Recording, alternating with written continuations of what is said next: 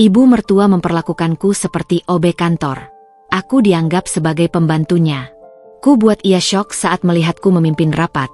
Saat itu juga ia sadar bahwa aku CEO perusahaan tempatnya bekerja. Halo Bunda. Semoga Bunda semuanya dalam keadaan sehat dan bahagia ya. Sebelum masuk ke ceritanya, jangan lupa like, komen dan subscribe channel ini ya. Selamat menonton. Dina bukan tipikal gadis yang suka mengumbar keberhasilan. Sejak kecil, ia diajarkan untuk merendah, bekerja keras, dan membiarkan hasil berbicara. Lahir di keluarga sederhana namun penuh cinta di pinggiran kota Batang, Jawa Tengah, Dina muda sudah menunjukkan bakatnya yang luar biasa dalam dunia bisnis. Ayahnya seorang pekerja keras di pabrik garmen, sementara ibunya adalah penjahit rumahan yang tak pernah lelah. Dari merekalah Dina belajar arti ketekunan dan kesederhanaan. Setelah lulus dari salah satu universitas terbaik di Yogyakarta dengan predikat cum laude di bidang manajemen bisnis, Dina menolak tawaran pekerjaan di perusahaan multinasional yang menggiurkan. Sebuah ide sudah matang di benaknya, membangun sesuatu dari nol. Dengan modal seadanya dari tabungan hasil kerja paruh waktu dan dukungan penuh orang tua, Dina memulai sebuah startup di bidang teknologi digital. Awalnya, ia hanya memiliki satu laptop usang, meja reot, dan mimpi setinggi langit. Ia bekerja dari garasi kecil rumahnya, siang dan malam, merancang aplikasi dan strategi pemasaran, bahkan sesekali ikut mendistribusikan brosur sendiri. Banyak yang meremehkan. Buat apa S1 jadi pengusaha kecil-kecilan begitu? Lebih baik kerja kantoran yang jelas gajinya, kata beberapa tetangga. Namun, Dina tak pernah goyah. Ia percaya pada visinya. Dengan kecerdasan, ketajaman insting bisnis, dan etos kerja yang gila-gilaan, perlahan tapi pasti, startupnya mulai menunjukkan taring. Dina dikenal sebagai sosok yang cerdas, inovatif, namun tetap membumi. Ia tak pernah menonjolkan kekayaan atau kekuasaan, bahkan ketika perusahaannya mulai tumbuh pesat, merekrut puluhan karyawan, dan mendapatkan investasi besar dari investor asing. Kunci keberhasilan Dina terletak pada kemampuannya melihat celah pasar dan membangun tim yang solid.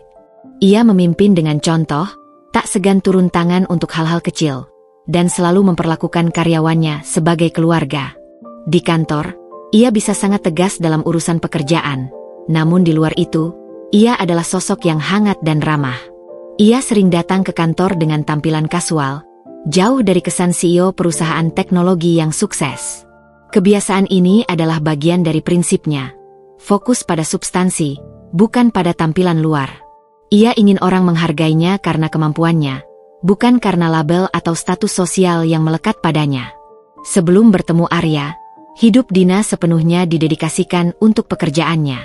Cinta adalah prioritas nomor sekian. Ia bahkan pernah menolak lamaran seorang pengusaha muda kaya raya yang terpikat padanya, hanya karena merasa tidak ada koneksi emosional yang kuat.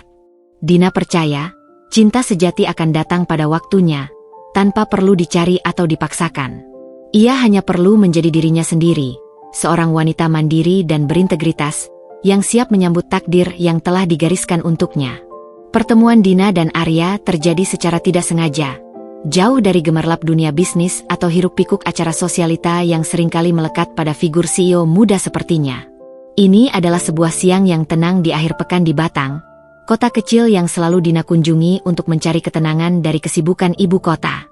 Arya, seorang manajer proyek yang kompeten dan berdedikasi di sebuah perusahaan konstruksi besar di Jakarta, sedang dalam perjalanan dinas ke Semarang. Ia memutuskan untuk memanfaatkan waktu luangnya dengan mampir ke Batang, kota asal mendiang ibunya, sekadar untuk napak tilas dan mengunjungi kerabat jauh yang sudah lama tak bersua.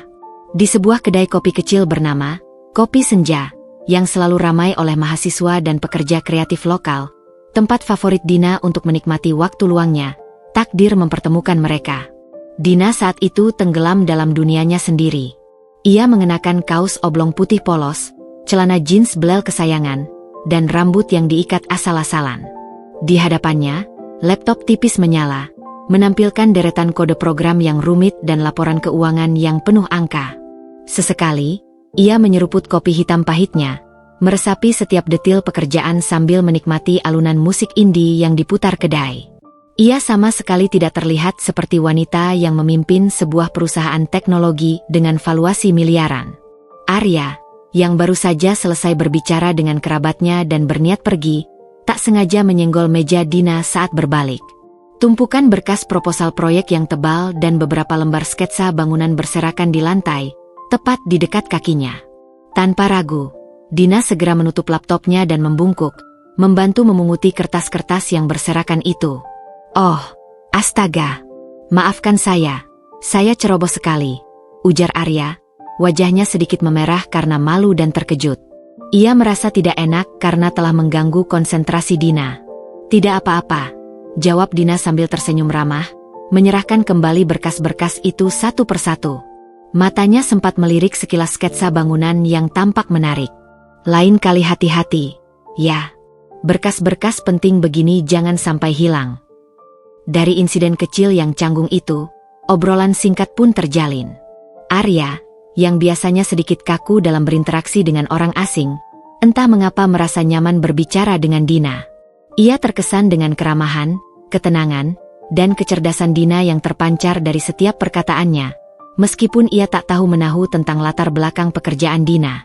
Ia hanya tahu bahwa Dina adalah wanita yang menarik, berbeda dari wanita-wanita metropolis yang sering ia temui. Dina sendiri merasa nyaman dengan Arya. Pria itu tampak tulus, rendah hati, dan memiliki selera humor yang sederhana namun bisa membuatnya tersenyum. Mereka bertukar nomor telepon, tanpa ada ekspektasi lebih. Dina hanya menganggapnya sebagai kenalan baru yang menyenangkan. Salah satu interaksi positif di luar rutinitas kerjanya yang intens. Namun, Arya tak menyerah begitu saja pada takdir. Ia mulai sering menghubungi Dina. Awalnya hanya sekadar menanyakan kabar, lalu berlanjut menjadi ajakan makan malam sederhana di warung makan lokal, atau sekadar mengobrol lewat telepon hingga larut malam.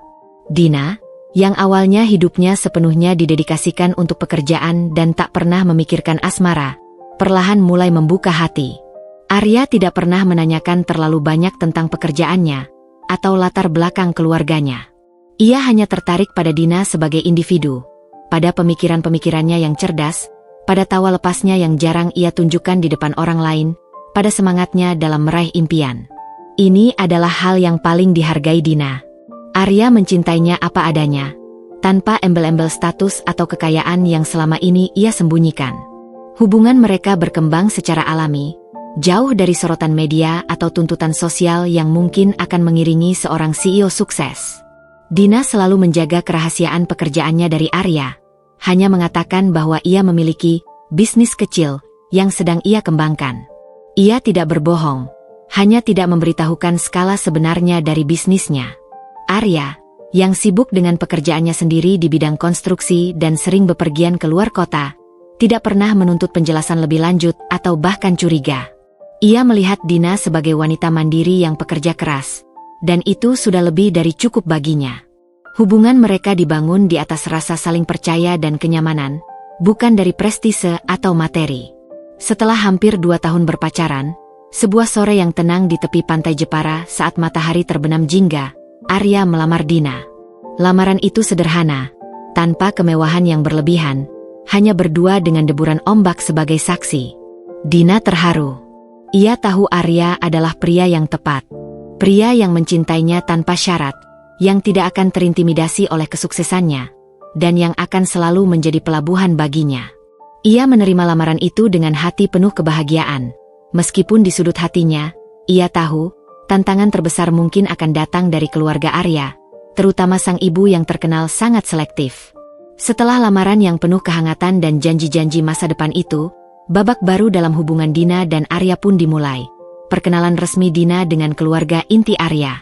Sebuah ritual penting yang tak bisa dihindari, terutama mengingat Arya adalah putra tunggal dari seorang janda kaya raya, Ibu Ratna. Suami Ibu Ratna telah lama meninggal dunia, mewariskan sebuah kerajaan bisnis properti yang cukup besar dan terkemuka di Jakarta.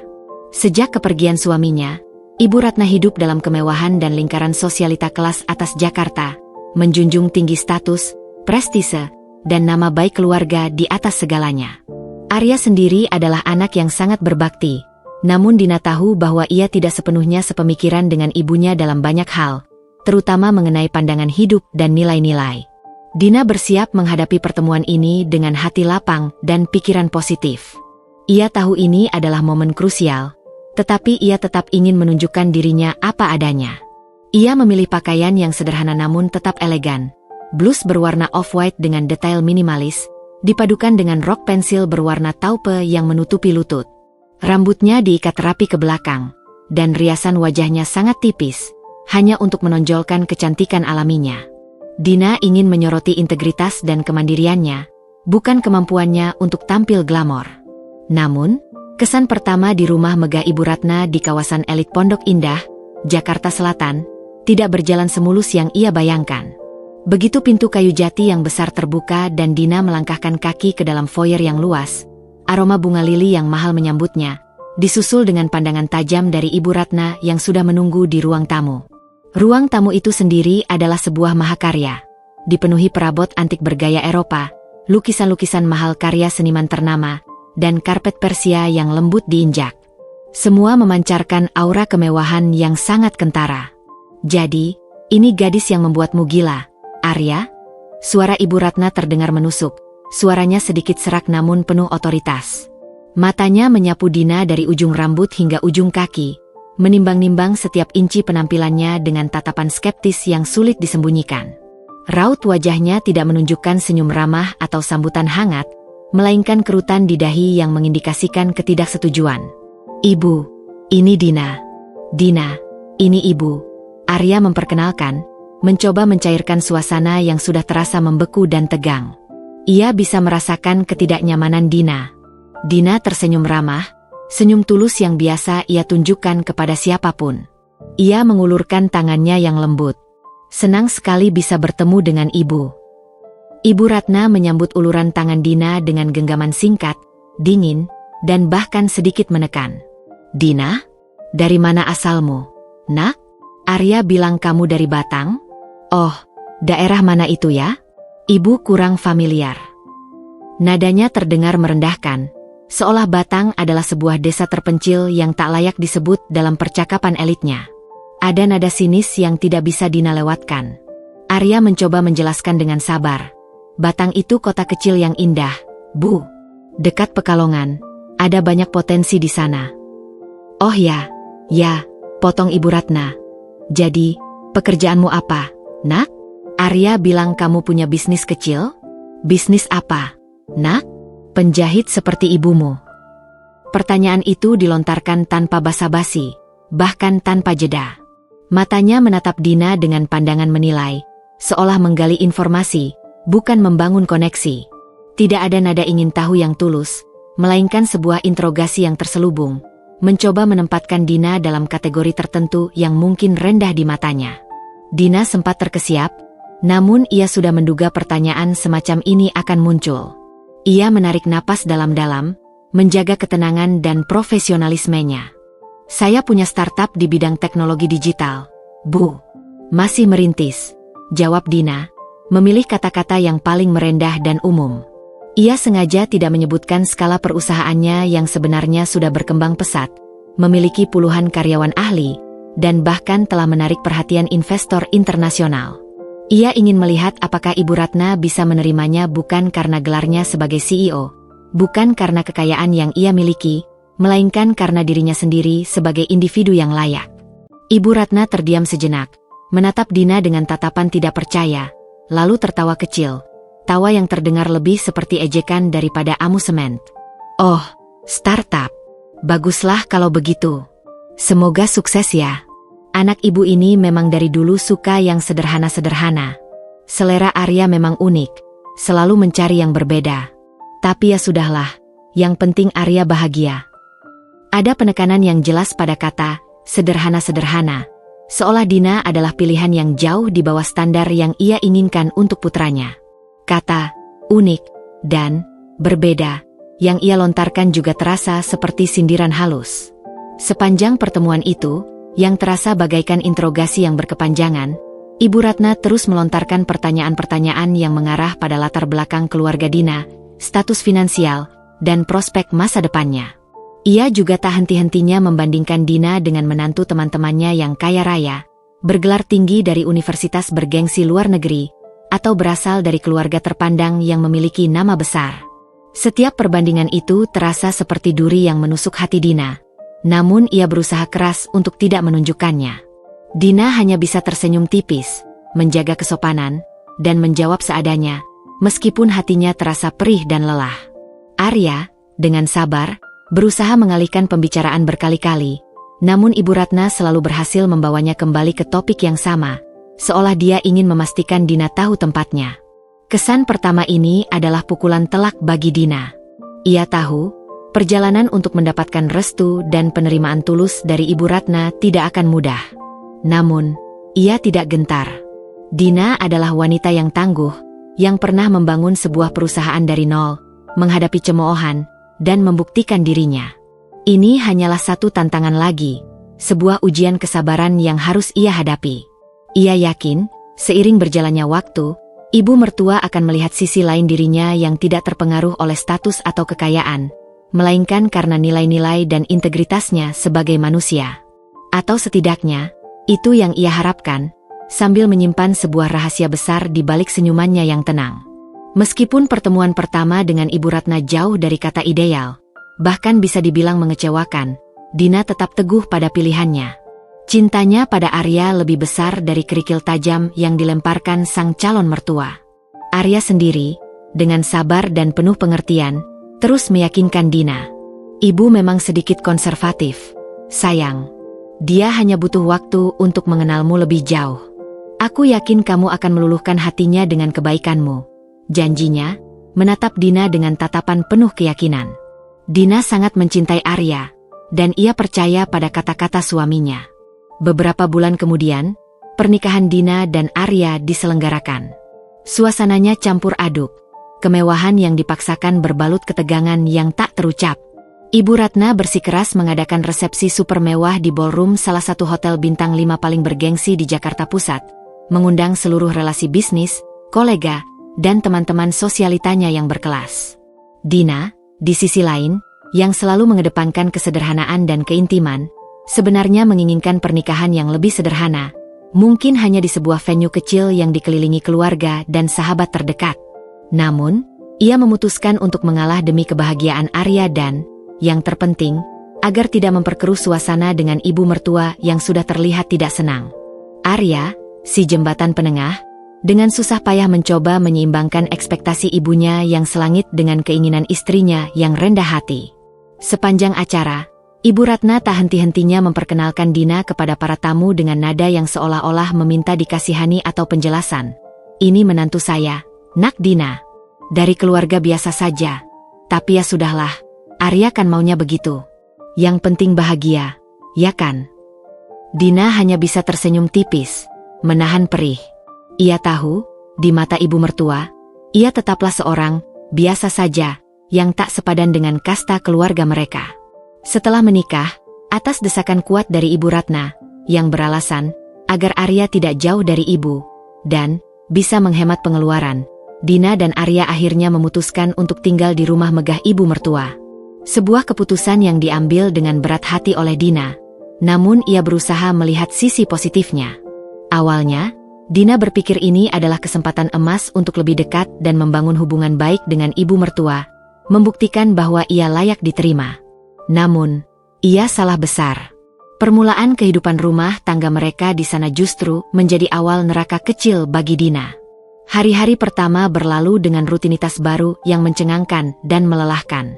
Ibu Ratna, yang terbiasa hidup dikelilingi pelayan dan asisten rumah tangga yang jumlahnya tak sedikit, seolah-olah menganggap Dina adalah tambahan baru dalam daftar karyawannya. Pagi-pagi sekali, terkadang bahkan sebelum adzan subuh berkumandang, suara ketukan keras di pintu kamar Dina dan Arya sudah terdengar. "Dina, sudah bangun? Cepat siapkan sarapan. Ibu tidak suka menunggu lama. Bubur ayam kampung ibu harus sudah siap pukul 7 tepat." Suara Ibu Ratna menggema dari balik pintu, tanpa ada basa-basi atau sapaan selamat pagi. Awalnya, Dina mengira itu hanya permintaan sesekali, mungkin karena asisten rumah tangga sedang libur atau tidak enak badan. Namun, ini dengan cepat menjadi pola harian yang tak terelakkan. Tugas-tugas rumah tangga yang seharusnya bisa dikerjakan oleh 3 asisten rumah tangga dan 2 tukang kebun yang memang dipekerjakan di rumah itu. Seperti memasak sarapan, makan siang, dan makan malam, mencuci piring dan peralatan dapur yang menumpuk, membersihkan ruang tamu yang selalu tampak kinclong tapi harus lebih kinclong lagi, menyetrika tumpukan pakaian Arya dan bahkan pakaian ibu mertua yang berjumlah puluhan, tiba-tiba dialihkan kepadanya. "Dina, itu piring bekas makan siang ibu kenapa masih di meja makan? Kamu ini kerjanya apa saja di rumah? Jangan cuma diam saja di kamar main laptop terus. Ibu butuh bantuan," omel Ibu Ratna suatu sore, dengan nada menuduh, saat Dina sedang mencoba menyelesaikan pekerjaan kantornya yang krusial dari laptop di sudut ruang tamu yang sepi. Mata Dina sempat melirik jam, menunjukkan pukul 3 sore, waktu di mana ia seharusnya sedang dalam rapat online dengan timnya. Dina akan dengan sabar menutup laptopnya, menahan desakan emosi dan jadwal rapat yang terbengkalai, pergi ke dapur, dan mencuci piring-piring itu hingga bersih mengkilap. Ia mencoba mencari cara untuk menolak dengan halus atau menjelaskan situasinya yang sebenarnya adalah seorang CEO yang sedang bekerja. Namun setiap kali ia mencoba memulai kalimatnya, ibu mertua akan memotongnya dengan nada superior yang tak terbantahkan. "Kan kamu tidak kerja kantoran, Dina. Bisnismu kan di rumah saja, bisa dikerjakan kapan saja dan jam berapa saja. Daripada bengong, bantu ibu urus rumah ini. Lagi pula, ibu bayar lo ini pembantu-pembantu di rumah ini. Kamu kan bagian dari keluarga, harusnya sukarela." Ini adalah kalimat favorit ibu mertua, yang diucapkan dengan senyum mengejek. Ia tak tahu, atau pura-pura tak tahu, bahwa bisnis kecil Dina adalah sebuah perusahaan besar yang membutuhkan konsentrasi penuh, manajemen strategis, dan pengambilan keputusan cepat yang tak bisa ditunda. Bagi Ibu Ratna, bisnis di rumah, Dina sama saja dengan tidak punya pekerjaan serius. Arya, yang sering pulang larut malam karena pekerjaannya sebagai manajer proyek konstruksi yang sangat menyita waktu, hanya bisa meminta maaf kepada Dina saat mereka berdua di kamar. "Maaf ya, sayang. Aku tahu ibu keterlaluan. Aku sudah coba bicara dengannya, tapi dia keras kepala sekali," janjinya, sambil memijat pelipisnya sendiri. Tapi Dina tahu, Arya terlalu menghormati ibunya dan terlalu lelah setelah bekerja seharian untuk bisa menghadapi drama di rumah. Ia akhirnya memilih bersabar, berharap ada perubahan, atau setidaknya ibu mertua akan lelah sendiri. Namun, tanpa Dina sadari, kesabarannya justru dimanfaatkan sepenuhnya oleh ibu mertua. Ia semakin menjadi-jadi, memperlakukan Dina seperti seorang office boy pribadi, atau bahkan lebih rendah dari itu, seorang pembantu tak berbayar yang tak memiliki harga diri dan suara. Setiap hari, Dina merasa harga dirinya semakin terkikis, namun ia tetap memilih diam, menyimpan semua ini rapat-rapat dalam hati, dan terus menyembunyikan identitas aslinya. Ia berjanji pada dirinya sendiri, akan ada masanya, ketika semua ini akan berakhir. Kehidupan Dina sebagai pembantu di rumah ibu mertua berlanjut, semakin mengikis kesabaran dan harga dirinya setiap hari, tak ubahnya tetesan air yang mengikis batu karang. Arya, meskipun bersimpati dan sesekali mencoba menenangkan, terlalu tenggelam dalam pekerjaannya yang sangat menyita waktu dan mungkin terlalu takut menghadapi ibunya sendiri untuk benar-benar mengubah situasi yang sudah mengakar. Dina berusaha keras membagi fokusnya antara tugas-tugas rumah tangga yang tak ada habisnya dan tanggung jawabnya sebagai CEO yang harus tetap ia jalankan secara diam-diam. Seringkali, ia harus mengambil keputusan penting yang bernilai jutaan dolar untuk perusahaannya sambil mengulek sambal terasi di dapur yang panas, atau membalas email kritis dari investor asing di sela-sela menyetrika tumpukan kemeja Arya yang menggunung. Itu adalah kehidupan ganda yang tak hanya melelahkan fisik, tetapi juga menguras mental dan emosional. Puncaknya terjadi pada suatu sore di bulan September, yang seharusnya menjadi momen perayaan penting bagi Dina. Perusahaannya, Dynatech Solutions, baru saja memenangkan tender besar dengan salah satu perusahaan telekomunikasi terbesar di Asia Tenggara. Ini adalah terobosan signifikan yang akan membawa Dynatech ke level berikutnya, memperluas jangkauan mereka ke pasar regional. Ada press release resmi yang akan diterbitkan secara global dalam hitungan jam, dan beberapa media besar, termasuk majalah bisnis ternama, sudah meminta wawancara eksklusif dengan Dina, sang CEO muda yang visioner di balik kesuksesan ini.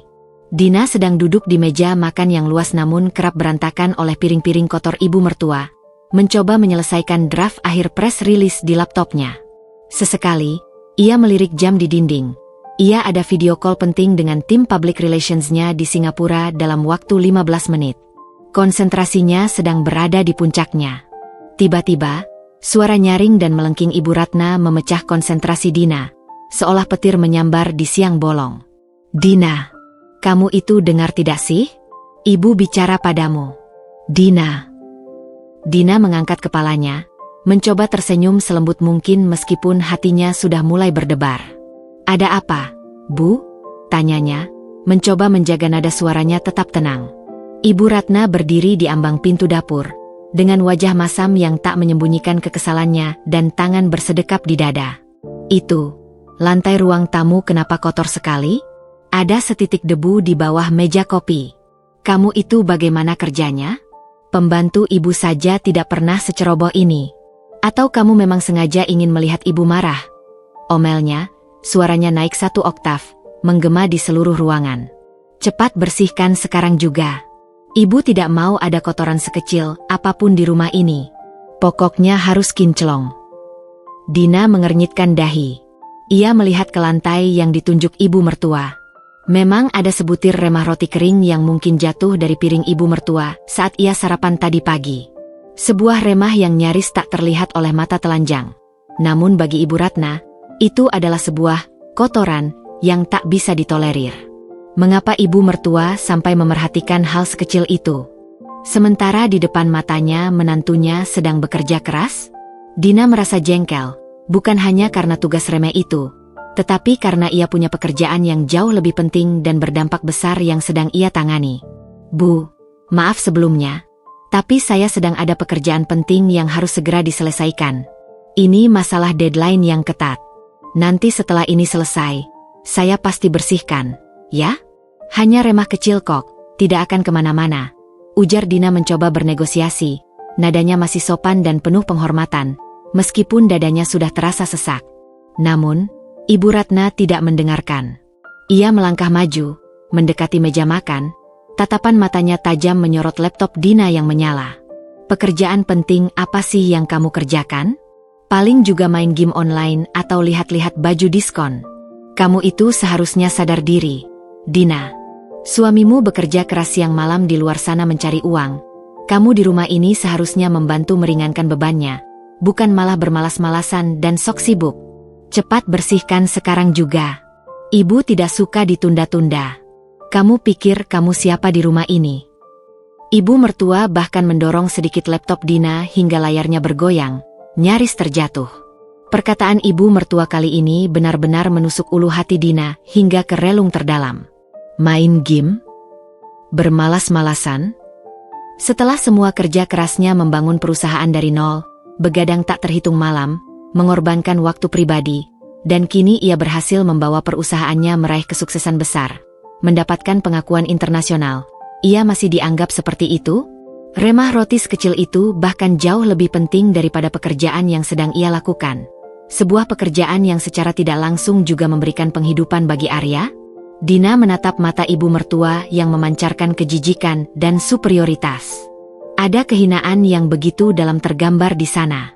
Dalam sepersekian detik, semua rasa frustrasi yang menumpuk selama berbulan-bulan, kemarahan yang ia pendam, dan harga diri yang terinjak-injak selama ini, mendadak memuncak.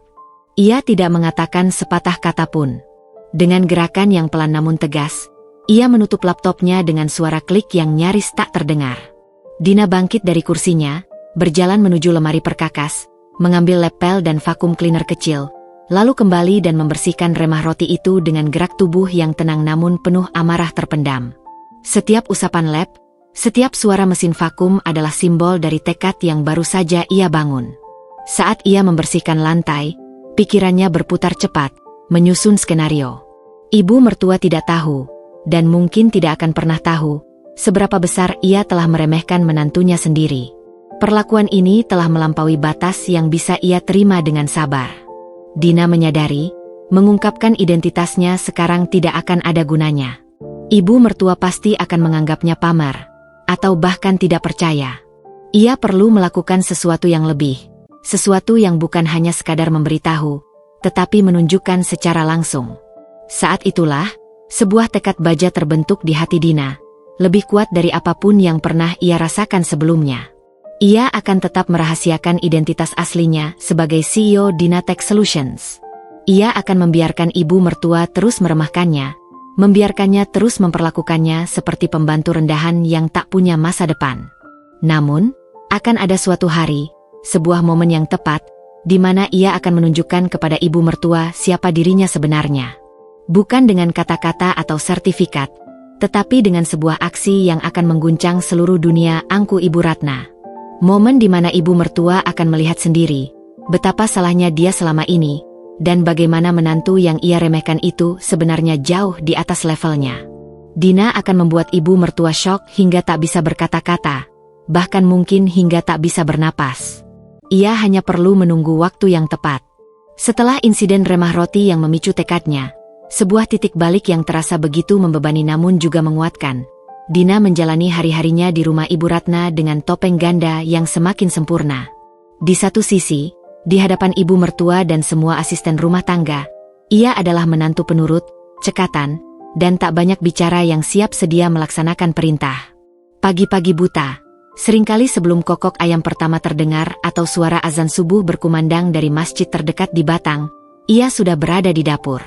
Ia menyiapkan sarapan, mulai dari bubur ayam kampung Ibu Ratna yang harus tepat teksturnya dan disajikan hangat, hingga roti panggang dengan selai buatan sendiri, dan kopi hitam pekat tanpa gula untuk Arya. Siangnya, ia akan membersihkan seluruh sudut rumah yang luas itu, mulai dari ruang tamu yang megah hingga koridor-koridor panjang, memastikan tidak ada sehelai debu pun yang luput dari pandangan mata elang ibu mertua yang selalu mencari kesalahan. Sorenya, ia mungkin sibuk menyetrika tumpukan pakaian yang menggunung, bahkan seragam kerja Arya yang harus licin sempurna tanpa satu pun kerutan. Namun, di balik citra, pembantu, yang ia tampilkan dengan sempurna itu, Dina adalah seorang CEO visioner yang terus-menerus menggerakkan roda perusahaannya, Dina Tech Solutions. Ini adalah bagian tersulit dan paling menguras energi dalam kehidupannya. Waktu adalah komoditas paling berharga baginya, lebih dari permata atau saham. Dina harus memanfaatkan setiap celah waktu luang yang ia miliki. Saat ibu mertua tidur siang pulas di kamarnya yang ber-AC dingin, saat ibu mertua pergi arisan atau pertemuan sosialita yang bisa memakan waktu berjam-jam, atau yang paling sering, di tengah malam ketika semua orang di rumah sudah terlelap dalam mimpi. Laptop tipisnya adalah nyawa keduanya. Ia seringkali harus bekerja di kamar mandi dengan pintu terkunci rapat agar suara ketikan keyboard atau percakapannya tidak terdengar, atau di balik selimut tebal dengan cahaya ponsel yang remang-remang, demi menyusun strategi bisnis jangka panjang, membalas email penting dari investor internasional, atau mengikuti video conference global yang seringkali berlangsung di tengah malam karena perbedaan zona waktu dengan mitra di Eropa atau Amerika. Konflik batin Dina semakin memuncak setiap harinya. Di satu sisi, ia merasa terhina dengan perlakuan ibu mertua yang begitu merendahkan. Setiap sindiran, setiap perintah yang dilontarkan seolah ia tak punya akal, terasa seperti sayatan pisau yang membuat luka baru di hatinya. Ia harus menelan amarahnya bulat-bulat, menahan keinginan untuk berteriak, "Ibu tahu tidak siapa saya sebenarnya?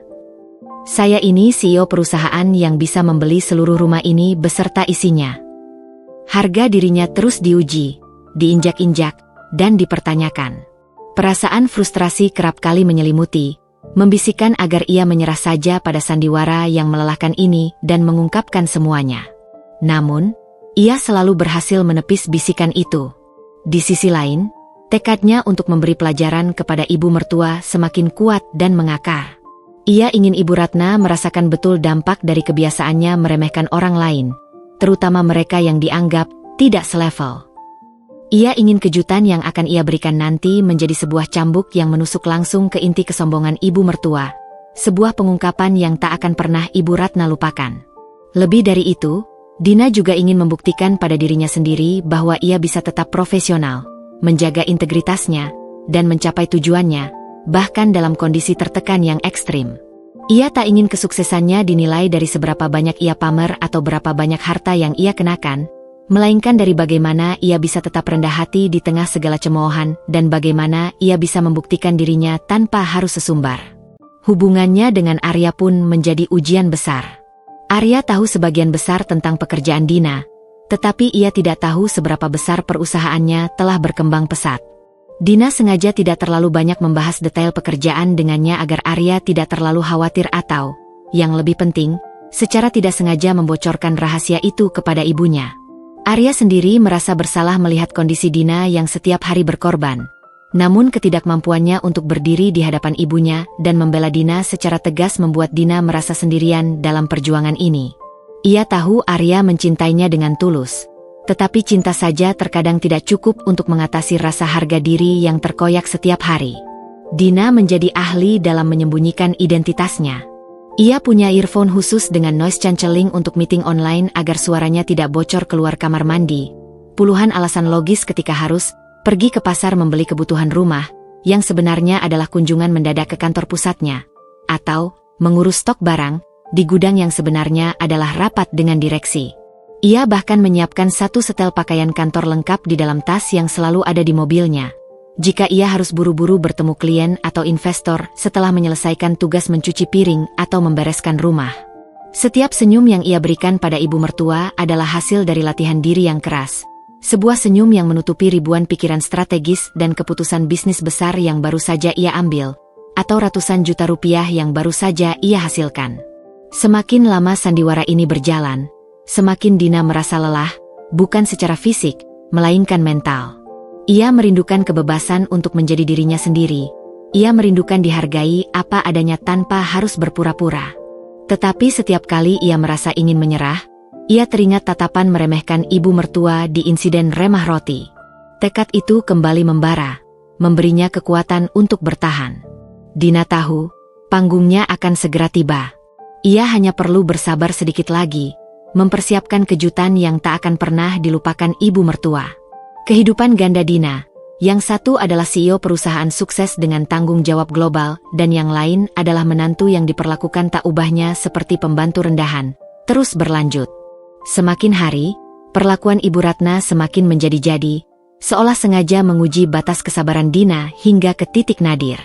Salah satu ritual harian ibu mertua yang paling menyakitkan, yang terasa seperti siksaan batin yang berulang, adalah sesi sindiran dan perbandingan.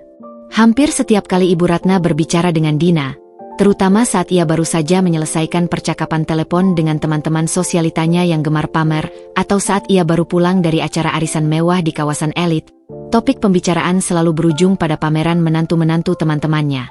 Dina akan sering mendengar suara tawa riang dan nada bangga Ibu Ratna saat berbicara di telepon. "Oh, menantumu sekarang jadi direktur utama di bank multinasional itu, Bu Sonya? Wah, hebat sekali ya. Pasti bangga sekali punya menantu cerdas, bergelar master dari luar negeri, dan berpenghasilan fantastis begitu." Lalu, tak lama setelah menutup telepon, dengan mimik wajah yang berubah masam, Ibu Ratna akan menoleh ke arah Dina yang sedang khusyuk mencuci piring kotor di dapur atau melipat tumpukan baju di ruang keluarga, dengan tatapan meremehkan yang menelanjangi. "Dina, coba lihat itu menantu Bu Sonya," ujarnya dengan nada dingin, seolah tak ada empati sama sekali. Matanya melirik sinis ke arah Dina. Wanita karir yang sukses, mandiri. Gajinya besar sekali, bisa belikan orang tuanya rumah mewah di pusat kota. Sering ajak suaminya liburan keliling Eropa pakai biaya sendiri. Beda sekali dengan kamu. Bisnisnya cuma di rumah saja, tidak jelas prospeknya, tidak ada gunanya bagi keluarga. Atau, menantu Bu Tati itu, dokter spesialis kulit, dari keluarga terpandang di Surabaya, terbiasa hidup berkecukupan. Setiap kali ada pertemuan sosialita, dia selalu jadi pusat perhatian. Penampilannya selalu fashionable dan berkelas. "Kamu cuma bisa pakai daster lusuh di rumah." Ia akan berhenti sejenak, membiarkan pertanyaan menggantung di udara, seolah Dina tak pantas bahkan untuk disebut atau dibandingkan. Setiap kata terasa seperti belati tajam yang menembus hati Dina. Sindiran-sindiran ini bukan hanya dilontarkan secara verbal. Seringkali, Ibu Ratna akan sengaja menunjukkan foto-foto menantu teman-temannya yang terpampang di majalah sosialita terkemuka, atau unggahan media sosial mereka yang syarat kemewahan, lengkap dengan keterangan jabatan mentereng, aset mewah yang mereka miliki, mulai dari mobil sport terbaru hingga villa di Bali, atau perjalanan liburan eksotis yang baru saja mereka nikmati. Lihat ini, Dina. Menantu Bu Wulan itu, dia sendiri seorang pengusaha properti sukses. Suaminya seorang pilot maskapai internasional. Mereka baru saja liburan ke Paris naik jet pribadi. Kamu tahu apa itu jet pribadi? Pesawat khusus untuk orang kaya raya. Loh, tanyanya dengan nada mengejek, seolah Dina tak pernah melihat atau membayangkan kemewahan semacam itu. Dina hanya akan mengangguk kecil, menahan senyum miris di bibirnya. Padahal, tanpa sepengetahuan ibu mertua, Dina pernah terbang menggunakan jet pribadinya sendiri. Bahkan salah satu investor utamanya memiliki jet pribadi yang jauh lebih mewah dan canggih dari yang Ibu Ratna banggakan. Terkadang, ia bahkan harus berpura-pura kagum, seolah baru pertama kali melihat kemewahan tersebut.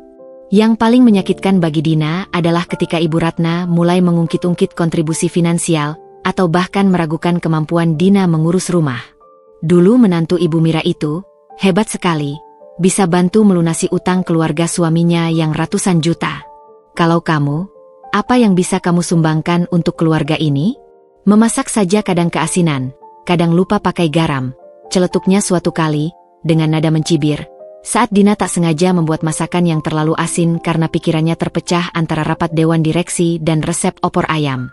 Padahal, tanpa sepengetahuan Ibu Ratna, Dina telah berkali-kali membantu pembayaran beberapa tagihan rumah tangga yang cukup besar, seperti renovasi bagian dapur atau perbaikan atap yang bocor, secara diam-diam melalui Arya, hanya untuk meringankan beban suaminya dan menjaga keharmonisan sepihak di rumah itu.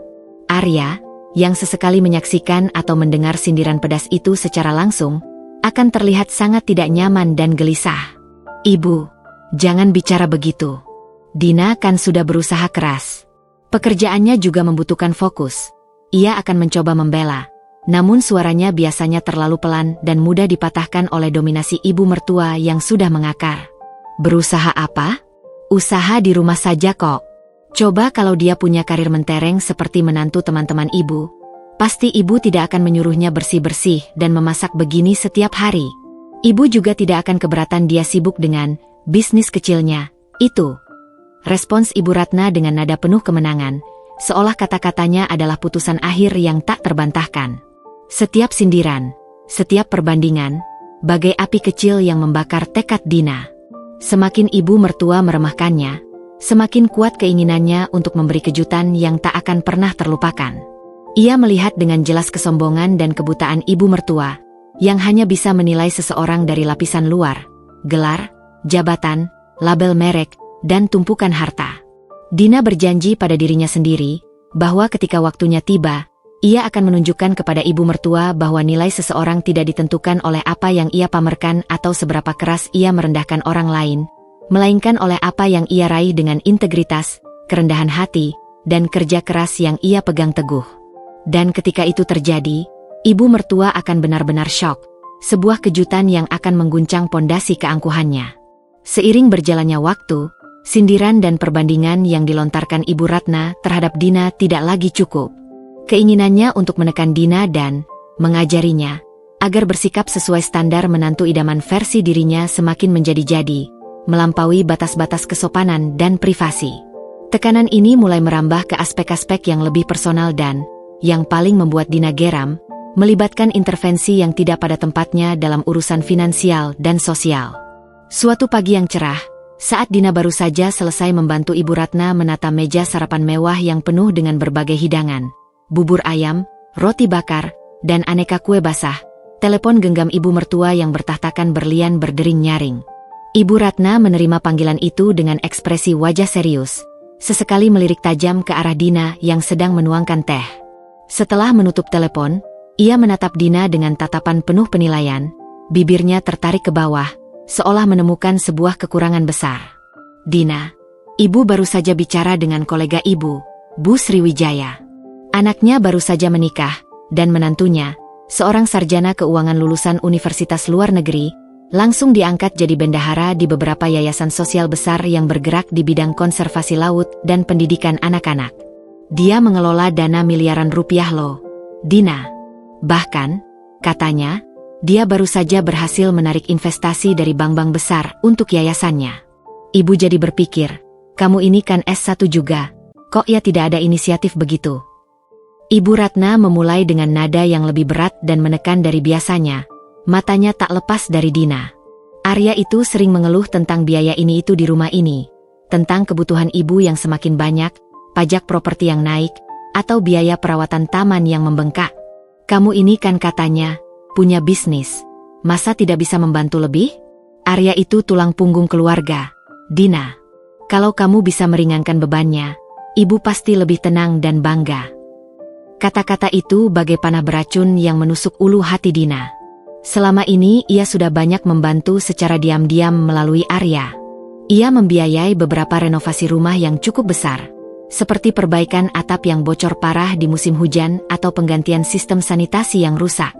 Ia bahkan diam-diam mengirimkan sejumlah uang besar ke rekening pribadi Arya setiap bulan, tanpa sepengetahuan ibu mertua, agar Arya bisa sedikit bernafas dari tuntutan ibunya dan kebutuhan rumah tangga yang tak ada habisnya.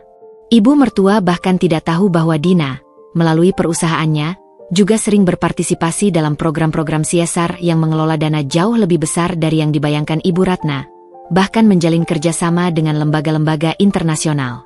Tekanan finansial yang diungkit-ungkit ibu mertua memang sebuah taktik baru. Ia sering meminta Arya untuk membelikan ini dan itu, yang sebenarnya tidak terlalu mendesak, seperti perhiasan baru, tas desainer, atau bahkan mendadak ingin merenovasi bagian rumah yang masih layak dengan arsitek mahal. Semua itu seolah-olah untuk menguji kemampuan finansial Arya, dan secara tidak langsung, Dina. Jika Arya terlihat keberatan atau membutuhkan waktu untuk memenuhi permintaannya, Ibu Ratna akan langsung melirik Dina dengan ekspresi kecewa, seolah berkata, "Lihat kan, menantuku tidak bisa diandalkan, bahkan untuk membantu suaminya."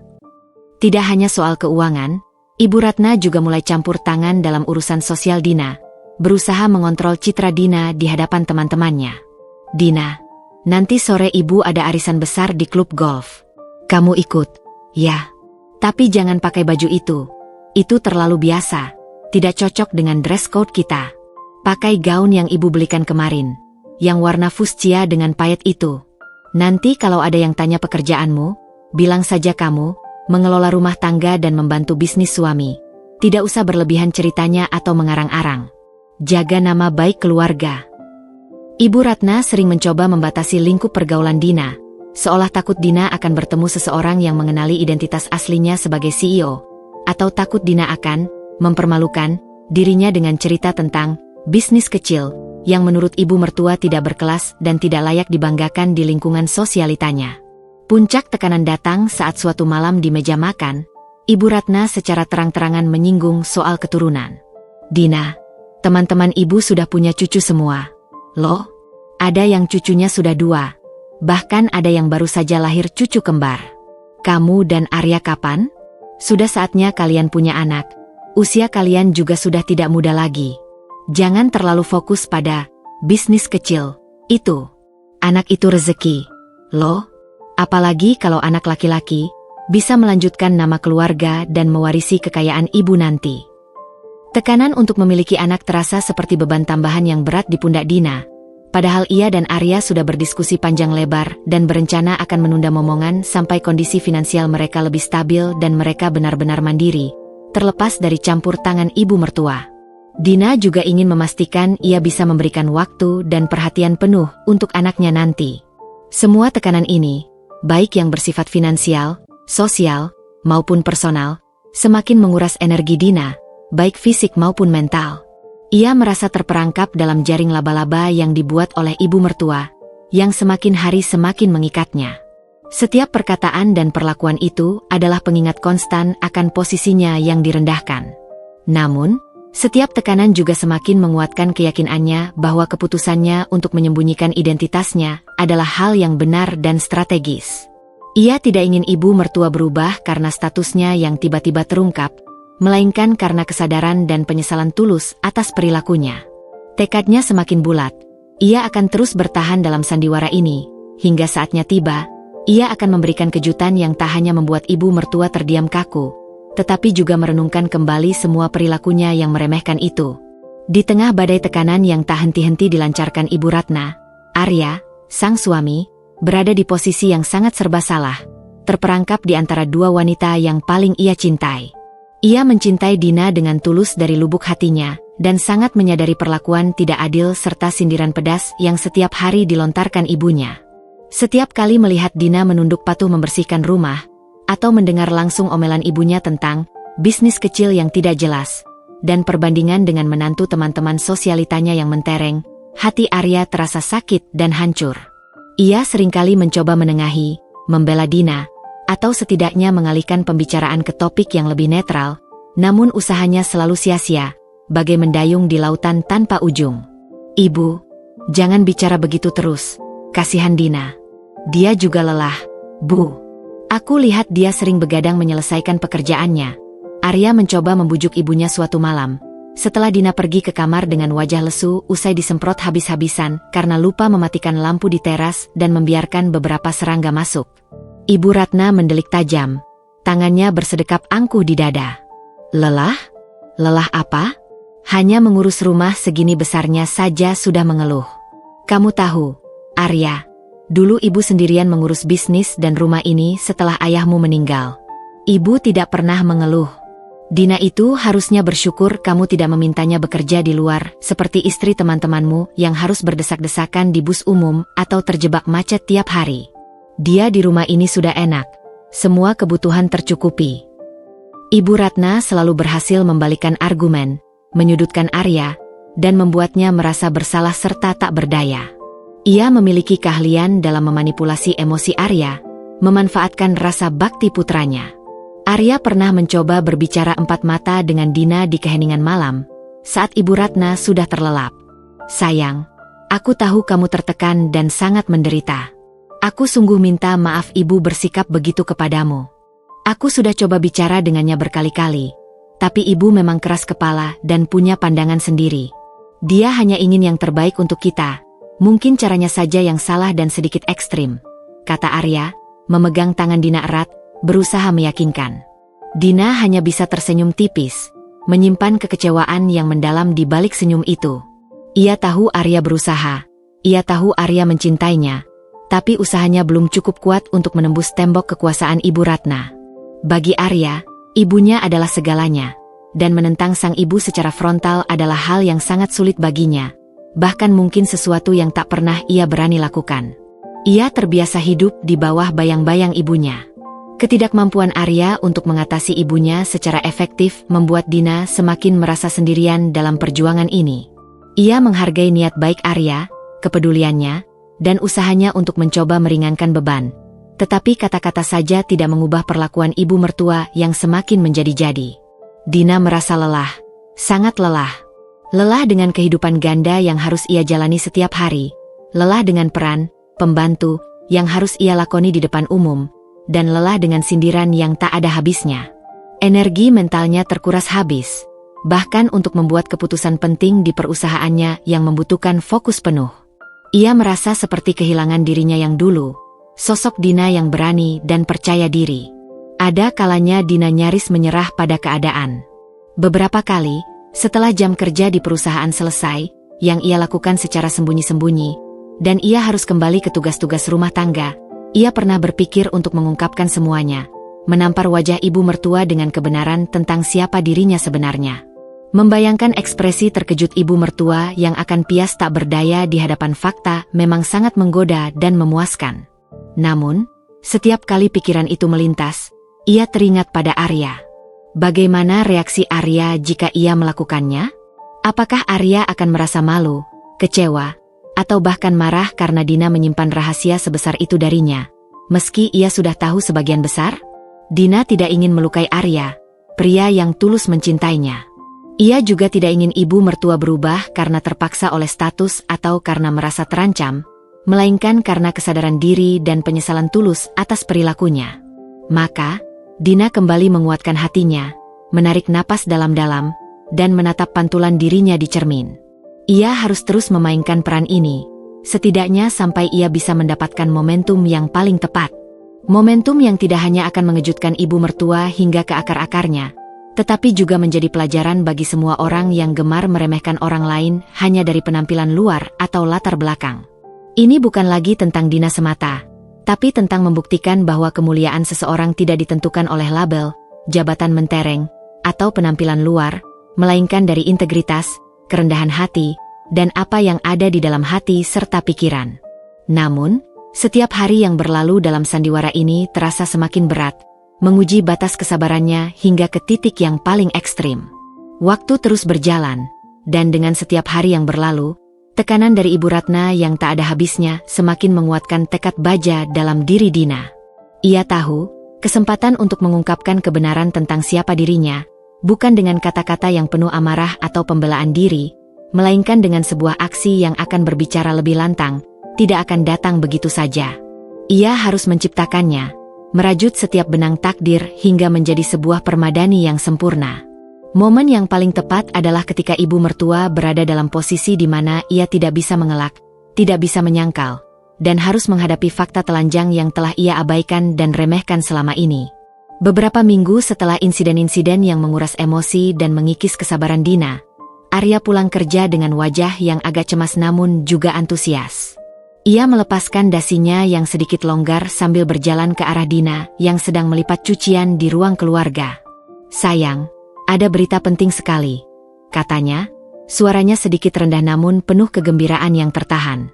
"Perusahaan tempatku bekerja, PT Adikarya Mandiri, akan mengadakan rapat besar dan sangat krusial bulan depan, tepatnya tanggal 23 Juli 2025. Ini adalah rapat penandatanganan kerjasama dengan investor baru yang kabarnya sangat besar. Bahkan skalanya bisa mengubah peta persaingan industri konstruksi kita. Semua direksi dan stakeholder utama, termasuk perwakilan dari pemegang saham terbesar, akan hadir. Dan yang paling mengejutkan, ibu bilang dia juga akan datang karena dia punya sebagian kecil saham di perusahaan kontraktor ini sejak ayah meninggal."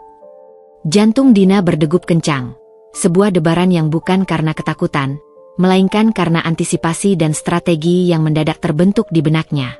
Ia mencoba menenangkan diri, menarik napas dalam-dalam, dan mengembuskannya perlahan. Ini dia. Ini adalah kesempatan emas yang ia tunggu-tunggu, panggung yang sempurna. Firasatnya selama ini ternyata benar. Perusahaan tempat Arya bekerja, PT Adikarya Mandiri, adalah salah satu klien terbesar dari Dinatech Solutions. Bahkan calon investor besar yang disebut Arya adalah mitra strategis yang sudah lama Dina incar untuk ekspansi bisnisnya ke sektor konstruksi. Mereka sudah dalam tahap negosiasi akhir, dan Dina sudah tahu jadwal penandatanganan kontrak itu secara detail. "Oh ya? Rapatnya di mana, Arya?" tanya Dina, pura-pura penasaran dan menampilkan ekspresi umum, padahal ia sudah tahu persis detailnya. Ia bahkan sudah menerima undangan resmi untuk memimpin rapat tersebut.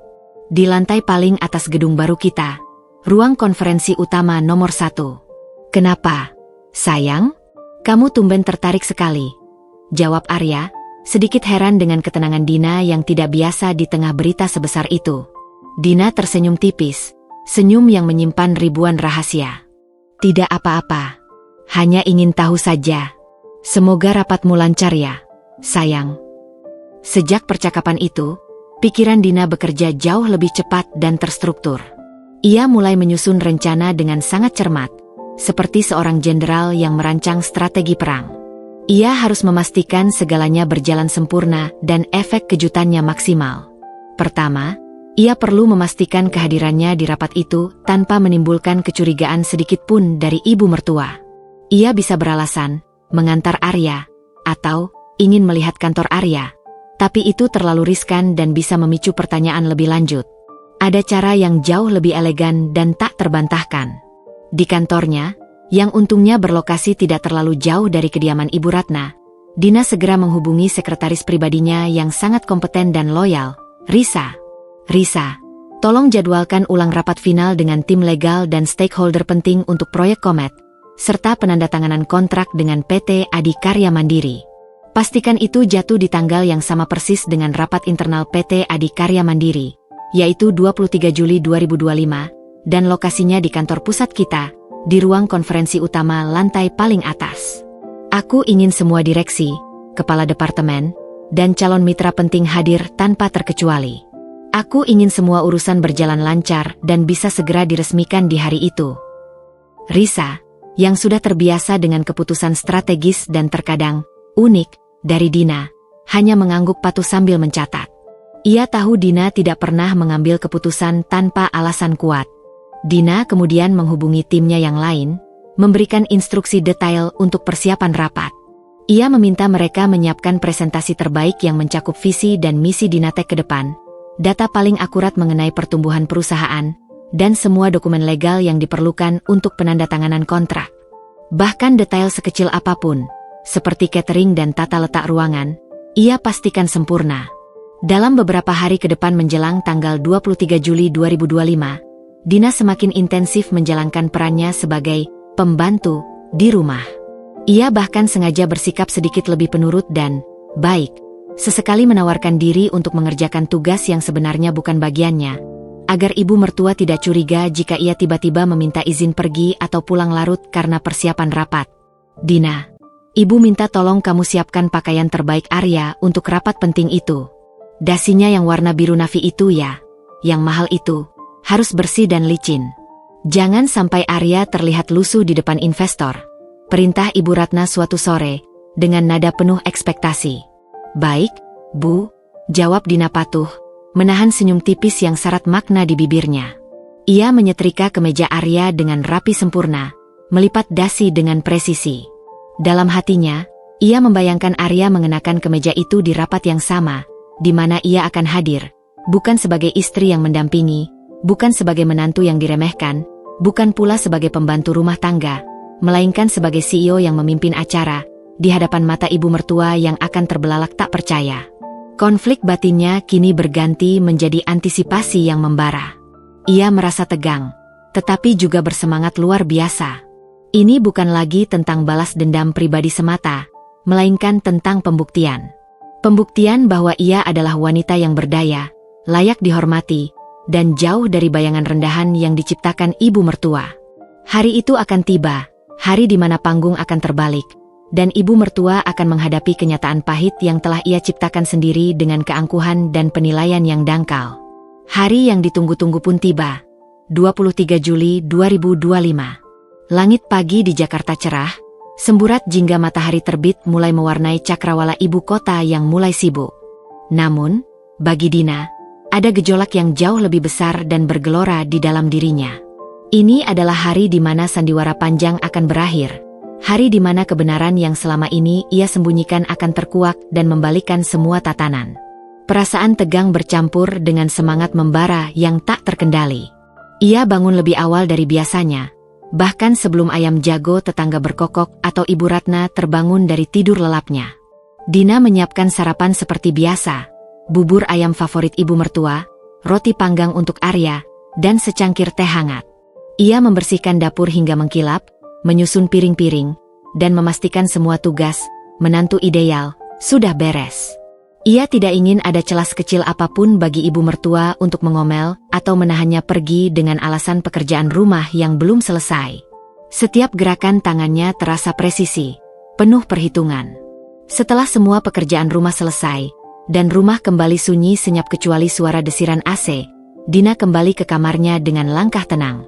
Arya masih terlelap, wajahnya tampak lelah setelah bekerja keras. Dina membuka lemari pakaiannya, bukan lemari pakaian sederhana yang biasa ia kenakan di rumah mertua, melainkan sebuah koper kecil yang berisi pakaian khusus untuk hari ini, yang sudah ia siapkan jauh-jauh hari. Dengan hati-hati, ia mengeluarkan sebuah setelan pantsuit berwarna charcoal grey yang dibuat khusus oleh desainer ternama langganannya, terbuat dari bahan wol berkualitas tinggi yang jatuh sempurna di tubuhnya. Ia memadukannya dengan kemeja sutra putih bersih tanpa kerah dan sepatu hak tinggi model stiletto berwarna senada yang ramping, mencerminkan ketegasan. Pakaian itu, yang selama ini tersimpan rapi, kini memancarkan aura profesionalisme yang kuat, kekuatan yang tak terbantahkan, dan kepercayaan diri yang kokoh. Dina duduk di depan meja rias. Ia merias wajahnya dengan polesan minimalis namun presisi, menonjolkan fitur-fitur wajahnya yang tajam, garis rahang yang tegas, mata yang ekspresif, dan bibir yang penuh. Ia sengaja memilih eyeliner tipis dan lipstik berwarna nude agar terlihat serius dan fokus. Rambutnya yang panjang diikat cepol rendah yang rapi dan elegan, memberikan kesan powerful dan siap tempur. Setiap sentuhan terasa seperti mempersiapkan diri untuk sebuah pertarungan penting. Ia menatap pantulan dirinya di cermin, Bukan lagi Dina si menantu penurut, melainkan Dina si wanita karir yang penuh ambisi. Saat Dina keluar dari kamar dengan penampilan yang sama sekali berbeda, bukan daster lusuh, bukan pakaian kasual biasa, melainkan sosok yang anggun dan berwibawa, Ibu Ratna yang sedang sarapan di meja makan langsung mendongak. Sendok yang ia pegang terhenti di udara. Matanya membelalak kaget melihat penampilan Dina yang begitu polished, berkelas, dan asing di matanya. Bibirnya sedikit terbuka, menunjukkan keterkejutan yang nyata. Dina, ya Tuhan, mau kemana kamu pagi-pagi begini rapi sekali seperti itu? Seperti mau ke pesta. Mau melamar kerja? Jangan harap. Tak ada perusahaan manapun yang mau menerima pembantu sepertimu yang bisanya hanya mengurus remah roti dan mencuci piring. Sindir Ibu Ratna, suaranya mengandung cemoohan yang kental, meskipun ada nada keheranan yang tak bisa disembunyikan. Ia cepat menguasai keterkejutannya dan kembali ke mode meremehkannya yang biasa. Atau jangan-jangan mau ikut arisan dengan pakaian Arya yang dicuci itu? Jangan berlebihan, Dina. Kamu tidak akan cocok di sana. Lingkungannya terlalu tinggi untukmu.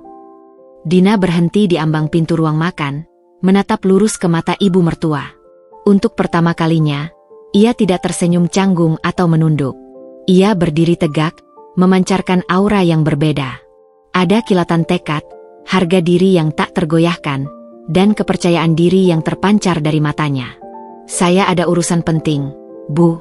Sangat penting, jawab Dina, suaranya tenang namun tegas, tanpa nada keraguan atau permohonan sedikit pun. Ia tidak memberikan detail lebih lanjut, membiarkan ibu mertua menebak-nebak, membiarkan kebingungan melingkupi pikiran wanita tua itu. Ibu Ratna mendengus, lalu tertawa sumbang, sebuah tawa yang dipaksakan. Urusan penting? Urusan apa? Paling-paling cuma ikut seminar ibu-ibu PKK atau belanja diskon di pasar swalayan. Sudah sana, jangan buang-buang waktu Arya. Nanti dia telat ke kantor karena dasinya belum kamu siapkan. Kamu ini selalu saja menyusahkan. Dasi Arya sudah saya siapkan dan saya letakkan di meja samping tempat tidur. Bu, Arya sudah bisa mengambilnya sendiri, balas Dina dengan tenang, menahan diri untuk tidak membalas sindiran yang menusuk itu. Ia tahu, tidak ada gunanya berdebat sekarang.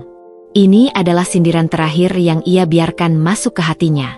Setelah ini, semuanya akan berubah drastis. Tanpa menunggu balasan atau sindiran lain dari ibu mertua, Dina berbalik dan melangkah keluar rumah dengan anggun. Setiap langkahnya terasa ringan dan penuh kekuatan, seolah beban berbulan-bulan telah terangkat dari pundaknya. Ia masuk ke dalam mobilnya, sebuah sedan mewah berwarna hitam metalik yang selalu terparkir rapi di garasi dan jarang ia gunakan di depan ibu mertua untuk menghindari pertanyaan. Ia menyalakan mesin, menarik napas dalam-dalam, dan melaju perlahan meninggalkan pekarangan rumah itu, menuju jalanan Jakarta yang mulai padat. Tujuannya adalah gedung pencakar langit megah di pusat kota. Tempat rapat penting itu akan diselenggarakan. Hari ini, Dina tidak akan datang sebagai menantu yang diremehkan, apalagi sebagai pembantu. Ia akan datang sebagai dirinya yang sebenarnya, CEO Dinatech Solutions, yang siap mengubah segalanya. Dina memarkir mobilnya di basement gedung Dinatech Solutions, sebuah gedung pencakar langit megah yang menjulang gagah di pusat kota Jakarta, menjadi simbol nyata dari visi dan kerja kerasnya. Begitu keluar dari mobil, ia melangkah dengan mantap.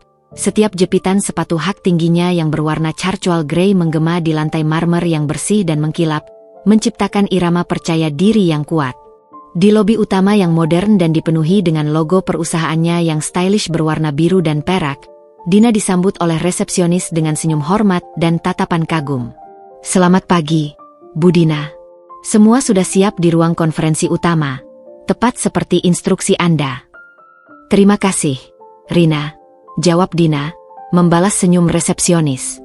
Ia kemudian melangkah menuju lift pribadi, yang hanya bisa diakses dengan kartu khusus direksi, langsung membawanya ke lantai teratas, lantai khusus untuk para direksi dan ruang konferensi utama yang menjadi jantung keputusan perusahaan. Di dalam lift, ia memejamkan mata sejenak, menarik napas panjang. Jantungnya berdebar kencang, bukan karena takut atau gugup, melainkan karena antisipasi akan momen yang akan datang, sebuah momen yang telah ia nantikan berbulan-bulan. Setibanya di lantai teratas, pintu lift terbuka, dan Dina disambut oleh beberapa anggota timnya yang sedang memastikan persiapan akhir di luar ruang rapat. Mereka memberikan laporan singkat mengenai kehadiran dan kesiapan para peserta. Semua mitra sudah hadir, Bu.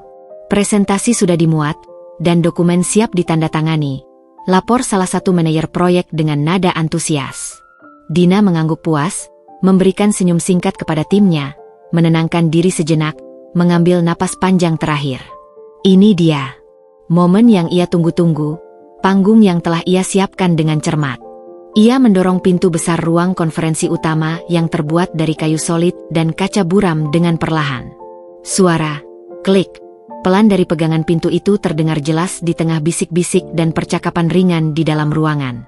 Ruangan itu sudah penuh, sekitar 20 orang petinggi perusahaan, termasuk direktur, kepala departemen, dan beberapa perwakilan dari PT Adikarya Mandiri, klien utama Dinatek yang akan menandatangani kontrak raksasa itu. Para pria mengenakan setelan jas mahal, sementara para wanita tampil elegan dalam balutan busana kerja berkelas. Di antara kerumunan itu, Dina segera melihat Arya, suaminya, yang duduk di barisan depan dengan kemeja navy yang tadi pagi ia setrika dengan teliti. Di samping Arya, duduklah Ibu Ratna, menantu kesayangannya. Ibu mertua tampak anggun dengan balutan kebaya modern berwarna emerald green yang berkilau, berbicara dengan seseorang di sebelahnya.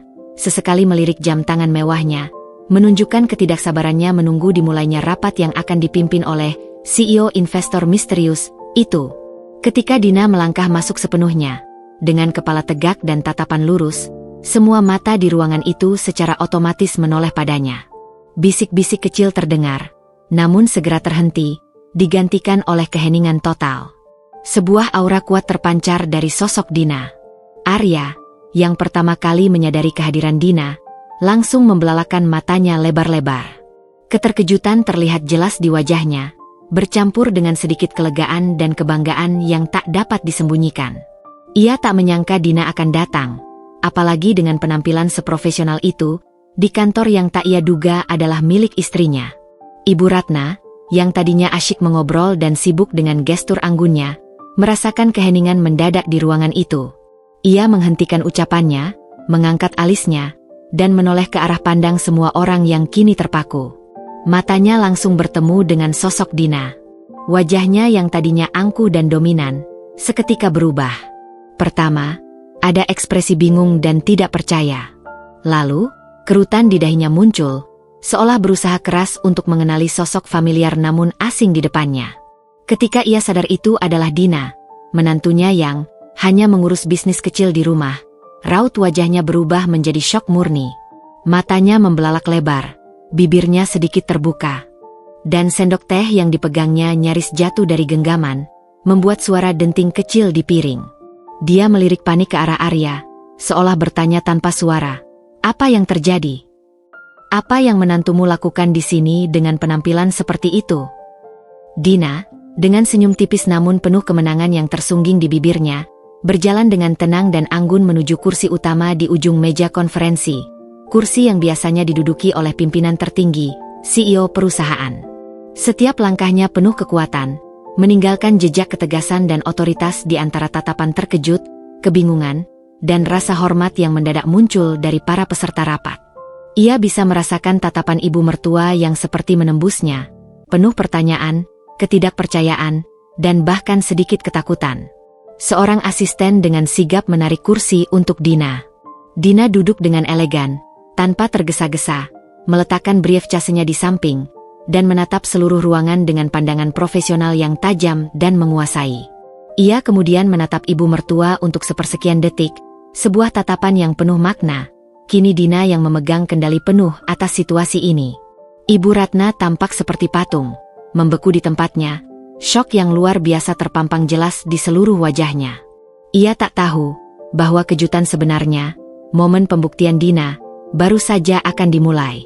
Keheningan di ruang konferensi itu terasa mencekik, lebih berat dari beban pikiran yang selama ini dipikul Dina. Suasana hening itu hanya dipecahkan oleh suara pendingin ruangan yang berdesir lembut dan napas-napas yang tertahan dari para hadirin. Semua mata, tanpa terkecuali, tertuju pada Dina, yang kini duduk tegak di kursi utama, memancarkan aura kepemimpinan yang tak terbantahkan. Ibu Ratna masih terpaku. Matanya membelalak tak percaya seolah baru saja melihat hantu. Ia melirik panik ke arah Arya, yang kini tersenyum tipis padanya. Sebuah senyum penuh makna yang seolah mengisyaratkan, sebentar lagi ibu akan tahu segalanya. Dina melirik arlojinya yang melingkar elegan di pergelangan tangannya, lalu menatap satu persatu wajah yang ada di ruangan itu dengan pandangan yang menguasai. Pandangannya berhenti sejenak pada ibu mertua. Sebuah senyum tipis dan dingin tersungging di bibirnya. Ada kilatan kepuasan samar di sana. Sebuah vindication dari semua perlakuan yang telah ia terima. Kemudian, ia meraih mikrofon kecil yang terpasang di meja, mengaktifkannya dengan sentuhan ringan. Selamat pagi dan selamat datang, bapak-bapak dan ibu-ibu sekalian. Suara Dina bergema jelas dan tegas di seluruh ruangan, memenuhi setiap sudutnya dengan otoritas yang tak terbantahkan. Sebuah suara yang sama sekali berbeda dengan nada lembut, patuh, dan seringkali merendah yang biasa didengar Ibu Ratna di rumah. Terima kasih banyak sudah meluangkan waktu berharga Anda untuk hadir dalam rapat yang sangat krusial hari ini. Kehadiran Anda semua sangat kami hargai. Arya, yang duduk di samping ibunya, menunduk sedikit, menahan senyum bangga yang nyaris meledak. Ia tahu ini adalah momen yang Dina tunggu-tunggu. Dan ia ikut merasakan ketegangan yang menyelimuti ibunya, sebuah drama yang akan segera mencapai puncaknya. Ibu Ratna menatap Dina tak berkedip, otaknya berputar keras. Ia mencoba mencerna apa yang sedang terjadi. Mengapa menantunya itu yang memulai rapat?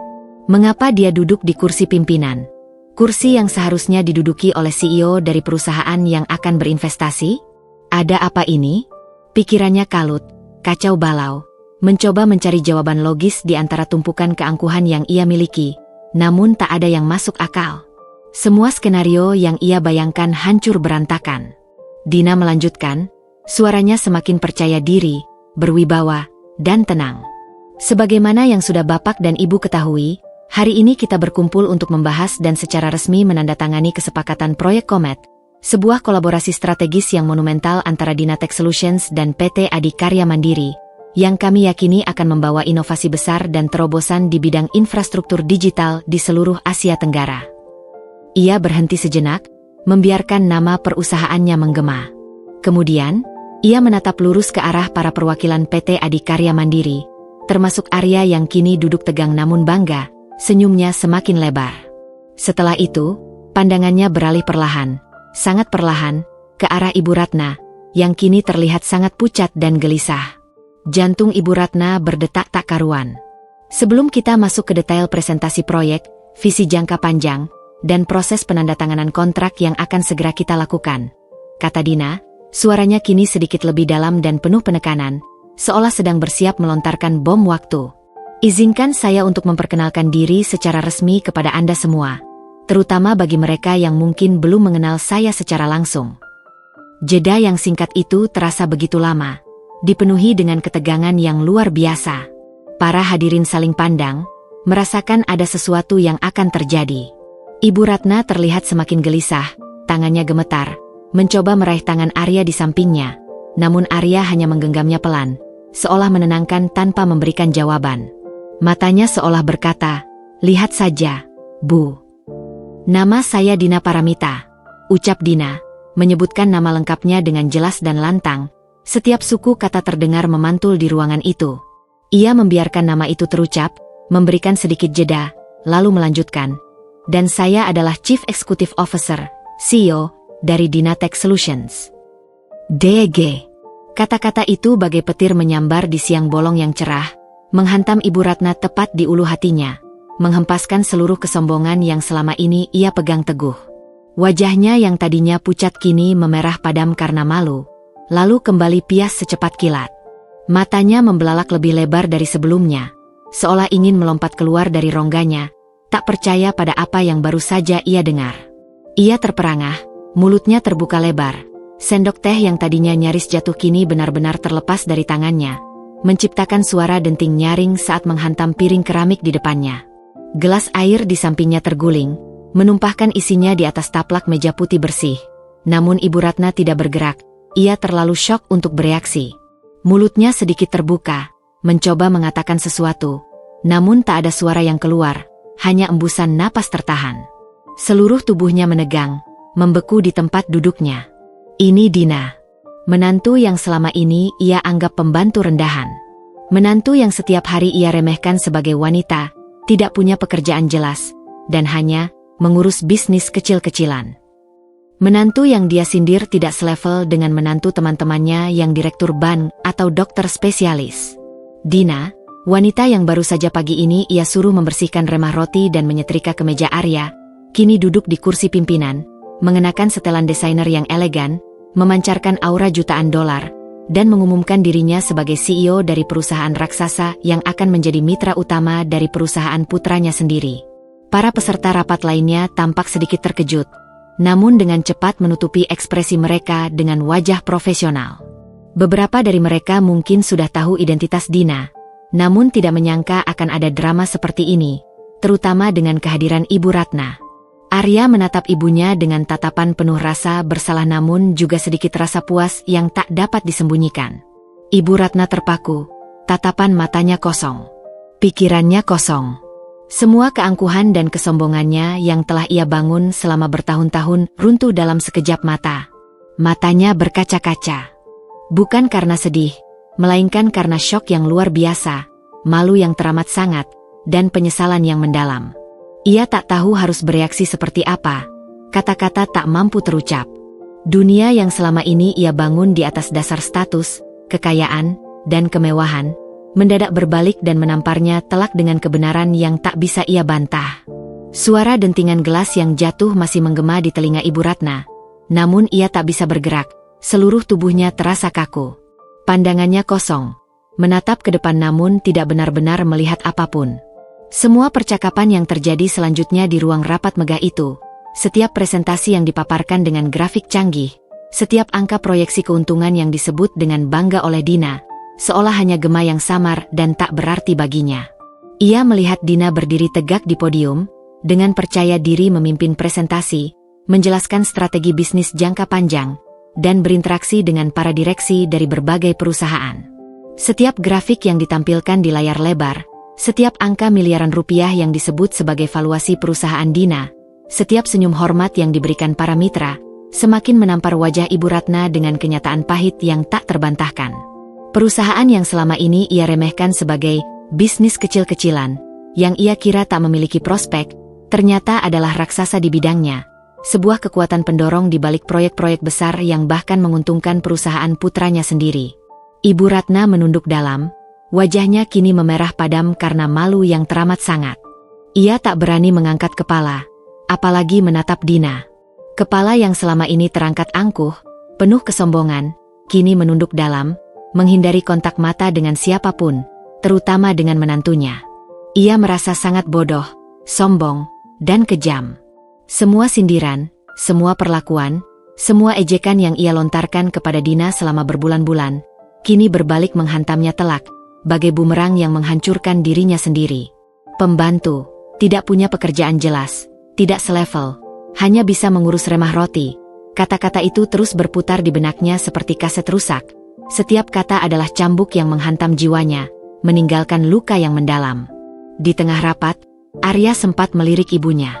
Ia melihat bahu Ibu Ratna yang bergetar samar, tanda penyesalan dan keterkejutan yang luar biasa. Hatinya teriris, merasa iba, namun ia juga tahu bahwa ini adalah momen yang harus dilalui. Dina pantas mendapatkan pengakuan ini, setelah semua yang ia alami. Ketika sesi presentasi selesai dan Dina mempersilakan untuk sesi tanya-jawab, Ibu Ratna sama sekali tidak mengangkat kepala. Ia hanya ingin menghilang dari ruangan itu, menembus dinding dan lenyap. Takut. Takut akan tatapan semua orang yang mungkin menghakiminya. Takut akan tatapan Dina yang kini penuh wibawa. Rapat akhirnya berakhir dengan penandatanganan kontrak yang mulus dan tanpa hambatan, disaksikan oleh semua pihak. Sebuah tepuk tangan meriah menggema di seluruh ruangan, menandai keberhasilan proyek besar ini. Dina tersenyum ramah, bersalaman dengan para mitra dan kolega, menerima ucapan selamat dengan anggun. Setelah semua orang mulai meninggalkan ruangan, satu persatu, Dina berjalan dengan tenang namun pasti mendekati meja tempat Arya dan Ibu Ratna masih duduk. Arya bangkit dan memeluk Dina erat, membisikkan kata-kata bangga dan lega di telinganya. "Aku bangga padamu, sayang. Sangat bangga. Dina kemudian menatap Ibu Ratna, yang kini mengangkat kepalanya perlahan, mata sembab dan wajahnya pias, air mata mulai mengalir deras tanpa bisa ditahan. Tidak ada lagi keangkuhan, tidak ada lagi dominasi di raut wajahnya, hanya ada penyesalan yang mendalam dan rasa bersalah yang membanjiri. Ibu baik-baik saja? Tanya Dina lembut, suaranya tenang, tanpa ada nada kemenangan, ejekan, atau sindiran sedikit pun. Ia hanya ingin memastikan, seolah melupakan semua perlakuan yang ia terima. Ibu Ratna tak mampu menahan air matanya lebih lama lagi. Ia berdiri perlahan, tubuhnya sedikit gemetar, lututnya terasa lemas. Tanpa berkata-kata, ia merengkuh Dina dalam pelukan erat, pelukan yang terasa rapuh namun penuh penyesalan yang tulus. Maafkan Ibu, Dina. Maafkan semua perkataan dan perlakuan Ibu selama ini.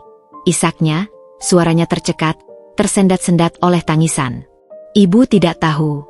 Ibu benar-benar tidak tahu. Ibu terlalu sombong, terlalu meremehkanmu. Ibu pantas mendapatkan ini. Ibu malu sekali. Nak, maafkan Ibu.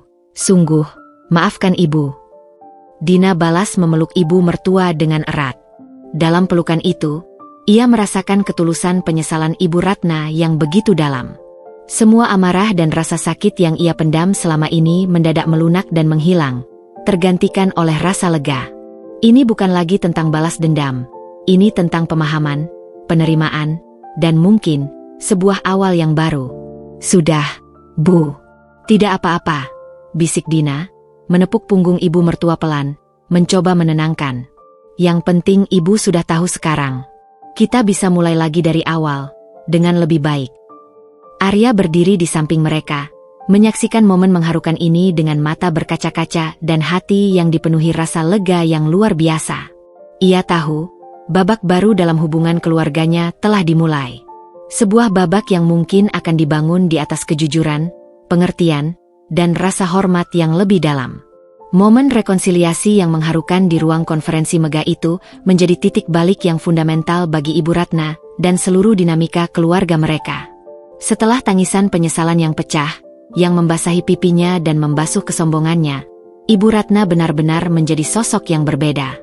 Keangkuhan yang selama ini membentengi dirinya, seperti tembok kokoh yang tak bisa ditembus, runtuh, digantikan oleh rasa hormat yang mendalam dan bahkan sedikit kecanggungan di hadapan menantunya yang kini ia ketahui adalah seorang CEO perusahaan teknologi raksasa.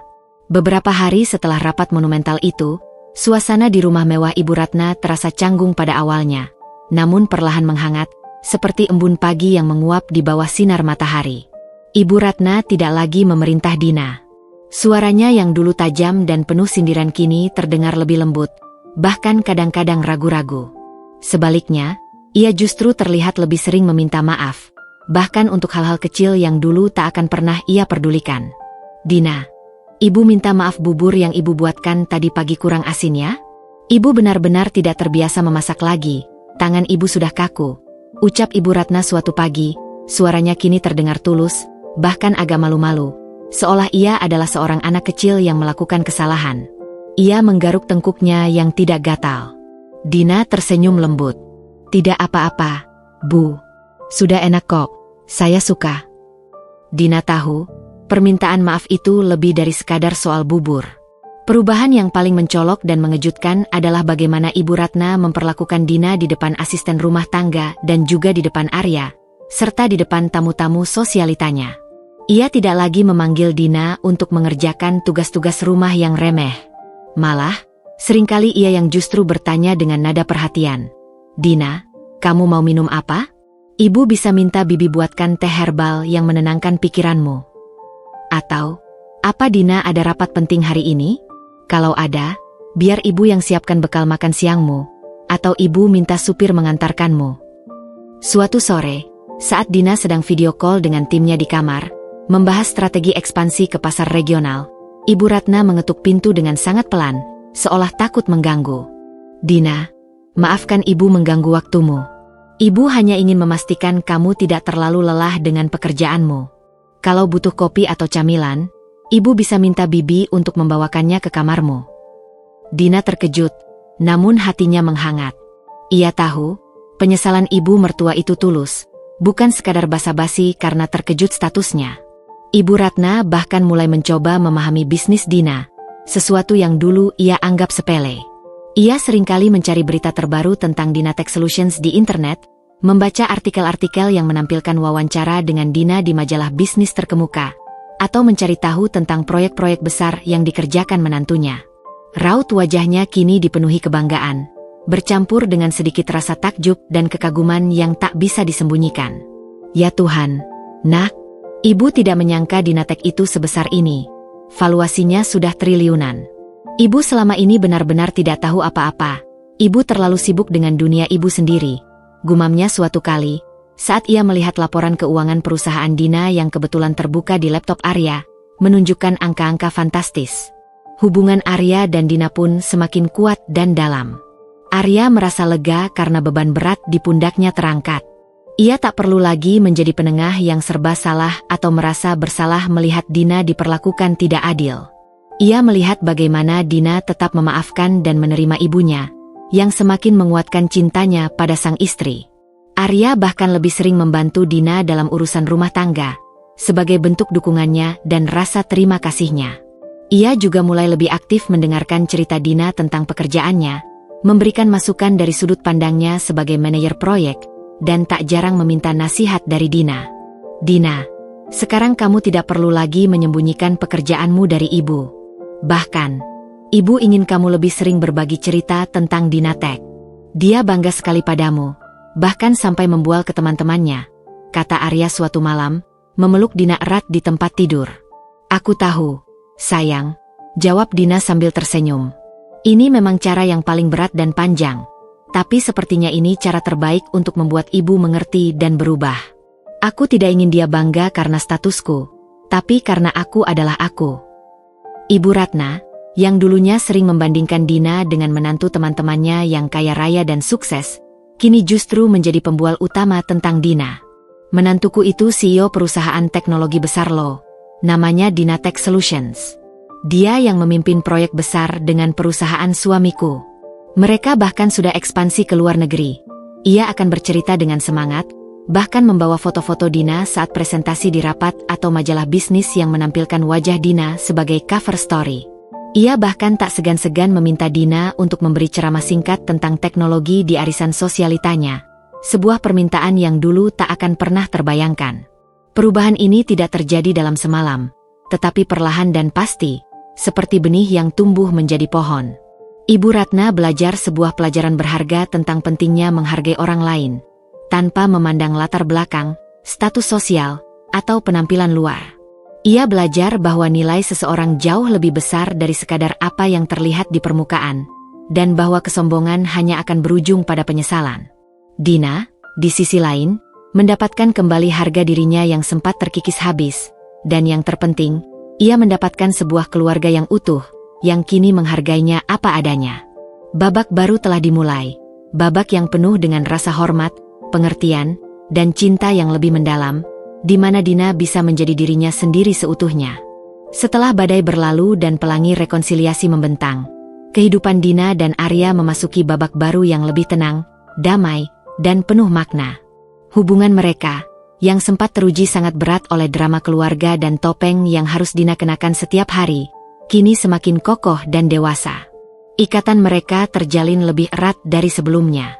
Ibu Ratna benar-benar berubah 180 derajat, bukan hanya di permukaan untuk menjaga citra, tetapi dari lubuk hatinya yang terdalam. Keangkuhan yang dulu menjadi ciri khasnya lenyap, digantikan oleh rasa kehangatan, pengertian, dan cinta tulus terhadap menantunya. Ia tak lagi sibuk dengan arisan atau pamer harta, melainkan lebih fokus pada kehangatan dan keutuhan keluarga.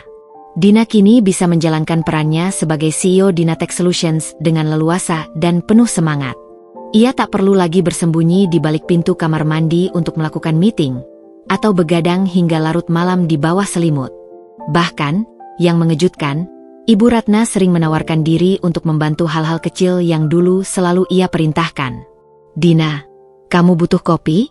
Biar ibu siapkan. Jangan sampai telat sarapan juga, ucap ibu mertua di pagi hari sebelum Dina berangkat ke kantor. Atau, apa Dina ada jadwal pulang malam hari ini? Ibu bisa minta supir menjemputmu, dan ibu akan siapkan makan malam khusus untukmu. Sikap protektif dan penuh perhatian ibu mertua kini terasa tulus, bukan lagi paksaan atau sindiran. Tak jarang, ibu mertua akan dengan bangga menceritakan prestasi Dina Tech kepada teman-teman arisannya, bahkan meminta Dina sesekali berbagi ilmu tentang teknologi digital dan kewirausahaan dalam acara-acara sosialita mereka, yang disambut antusias oleh Dina. Arya pun merasakan perubahan besar ini. Beban berat yang selama ini menindih pundaknya karena terjepit di antara ibu dan istrinya kini terangkat. Hubungannya dengan Ibu Ratna membaik drastis, karena sang ibu kini jauh lebih memahami dan menghargai pilihan hidup Arya, serta menerima Dina seutuhnya. Arya juga semakin bangga pada Dina, bukan hanya sebagai istri, tetapi sebagai seorang wanita yang luar biasa. Ia sering mengunjungi Dina di kantor Dina Tech, tidak lagi sebagai suami yang khawatir, melainkan sebagai pendukung dan pengagum sejati. Ia banyak belajar dari etos kerja, visi, dan ketabahan Dina dalam menghadapi cobaan. Bahkan Arya mulai aktif terlibat dalam diskusi bisnis ringan dengan Dina, memberikan perspektif dari bidangnya. "Sayang, apa kamu tidak ingin mencari rumah sendiri? Agar kita lebih mandiri dan punya privasi lebih?" tanya Arya suatu malam, saat mereka berdua berbincang di kamar. Sebuah pertanyaan yang dulu sangat ingin ia tanyakan namun tak berani. Dina tersenyum lembut, membelai pipi Arya. "Mungkin nanti, sayang. Untuk saat ini, aku merasa ibu benar-benar membutuhkan kita. Dan sejujurnya, aku mulai menikmati kebersamaan ini. Ibu juga sudah banyak berubah, dan aku ingin memastikan perubahan ini berlanjut." Dina tahu, momen di mana ibu mertua menyadari kesalahannya telah membuka lembaran baru yang jauh lebih berharga daripada sekadar memiliki rumah sendiri. Hubungan yang pulih jauh lebih berharga dari sekadar properti. Fokus hidup Dina kini tidak hanya pada kesuksesan perusahaan yang terus meroket, tetapi juga pada pengembangan diri dan keluarganya. Ia mulai menyisihkan waktu lebih banyak untuk Arya, merencanakan liburan romantis ke berbagai destinasi yang dulu hanya bisa mereka impikan, dan bahkan mulai mempertimbangkan rencana memiliki momongan yang sempat tertunda. Ibu Ratna, yang dulunya mendesak soal cucu dengan tekanan, kini lebih sabar dan mendoakan yang terbaik untuk mereka, tanpa ada tekanan sedikit pun. Ia bahkan sering bertanya, "Kalian sudah periksa ke dokter? Jangan stres ya, Nak. Ibu siap bantu menjaga kalau nanti sudah ada." Dina juga lebih aktif dalam kegiatan sosial dan kemanusiaan, memanfaatkan platformnya sebagai CEO untuk menginspirasi wanita lain. Ia sering menjadi pembicara kunci di seminar kewirausahaan wanita, berbagi kisah perjalanannya, termasuk bagian sulit saat ia harus menyembunyikan identitasnya. Kisahnya menjadi inspirasi bagi banyak orang, mengajarkan bahwa ketekunan, integritas, dan keyakinan pada diri sendiri adalah kunci sejati kesuksesan, bukan sekadar gelar, jabatan, atau penampilan luar yang glamor. Dina membuktikan bahwa kekuatan sejati ada di dalam diri, di balik kesederhanaan. Kehidupan Dina dan Arya memang tidak dimulai dengan mudah, namun melalui badai konflik, pengorbanan, dan kejujuran yang menyakitkan, mereka menemukan kedamaian dan kebahagiaan sejati. Mereka belajar bahwa keluarga bukan hanya tentang ikatan darah, tetapi juga tentang penerimaan tanpa syarat, pengampunan tulus, dan kemampuan untuk tumbuh serta berubah bersama. Ibu Ratna, yang dulu adalah antagonis utama dalam cerita mereka, kini menjadi salah satu pendukung terbesar dan penggemar nomor satu Dina, membuktikan bahwa bahkan hati yang paling keras dan tertutup pun bisa diluluhkan oleh kebenaran, ketulusan, dan kekuatan cinta yang tak terhingga. Mereka hidup bahagia, dengan pelajaran berharga yang tak akan pernah mereka lupakan. Waktu berlalu begitu cepat. Bulan demi bulan berganti, dan hubungan Dina dengan Ibu Ratna tak henti-hentinya menunjukkan kemajuan signifikan. Ibu mertua yang dulu angkuh kini menjadi pribadi yang lebih hangat dan penuh perhatian. Ia tak lagi segan memuji Dina di hadapan teman-temannya, bahkan di setiap kesempatan selalu membanggakan prestasi menantunya. Dina pun merasa lebih nyaman dan dicintai dalam keluarga barunya. Rumah megah itu, yang dulunya terasa seperti penjara baginya, kini menjadi tempat yang nyaman dan penuh kasih. Tak terasa, hari ulang tahun Ibu Ratna yang ke-65 pun tiba. Arya dan Dina sepakat untuk mengadakan pesta kejutan yang meriah di salah satu ballroom hotel bintang 5 di Jakarta. Sama seperti lokasi resepsi pernikahan mereka dulu. Ini bukan hanya perayaan ulang tahun, tetapi juga simbol babak baru dalam keluarga mereka. Semua teman sosialita Ibu Ratna, kolega bisnis Arya, dan kerabat dekat diundang. Arya telah memastikan bahwa ibunya akan datang tanpa curiga, mengira mereka hanya akan makan malam keluarga biasa di restoran. Pada hari H, ballroom telah didekorasi dengan sangat indah. Suasana meriah dengan musik klasik yang menenangkan. Para tamu mulai berdatangan, dan Dina terlihat sangat sebenarnya anggun dalam balutan gaun malam berwarna emerald green yang memesona, didampingi Arya yang gagah dengan setelan jasnya. Mereka menyambut para tamu dengan senyum ramah. Tepat pukul 7 malam, lampu ballroom diredupkan, dan sebuah sorotan cahaya mengarah ke pintu masuk. Ibu Ratna masuk dengan senyum bingung di wajahnya, ditemani Arya yang menuntunnya. Begitu lampu menyala terang, seruan, "Selamat ulang tahun, Ibu Ratna," menggema, disambut tepuk tangan meriah dari para tamu. Wajah Ibu Ratna memerah karena terkejut sekaligus bahagia. Setelah sesi potong kue dan ucapan selamat, Arya mengambil mikrofon. "Terima kasih banyak atas kehadiran Bapak dan Ibu sekalian. Malam ini, kita berkumpul untuk merayakan ulang tahun ibu saya tercinta, Ibu Ratna. Beliau adalah sosok yang sangat berarti bagi saya dan keluarga kami." Arya melirik Ibu Ratna, yang tersenyum bangga. "Namun, ada satu pengumuman penting lagi yang ingin kami bagikan malam ini, sebuah kebahagiaan yang akan melengkapi kebahagiaan ibu." Arya menoleh ke arah Dina dan tersenyum lembut. Dina mengangguk, lalu Arya menyerahkan mikrofon kepadanya. Semua mata tertuju pada Dina. Ibu Ratna tampak sedikit penasaran, mengerutkan dahinya. Dina menarik napas dalam-dalam, menghela napas lega dan bahagia. "Bapak dan Ibu sekalian, selain merayakan ulang tahun Ibu Ratna, malam ini kami juga ingin berbagi kabar gembira."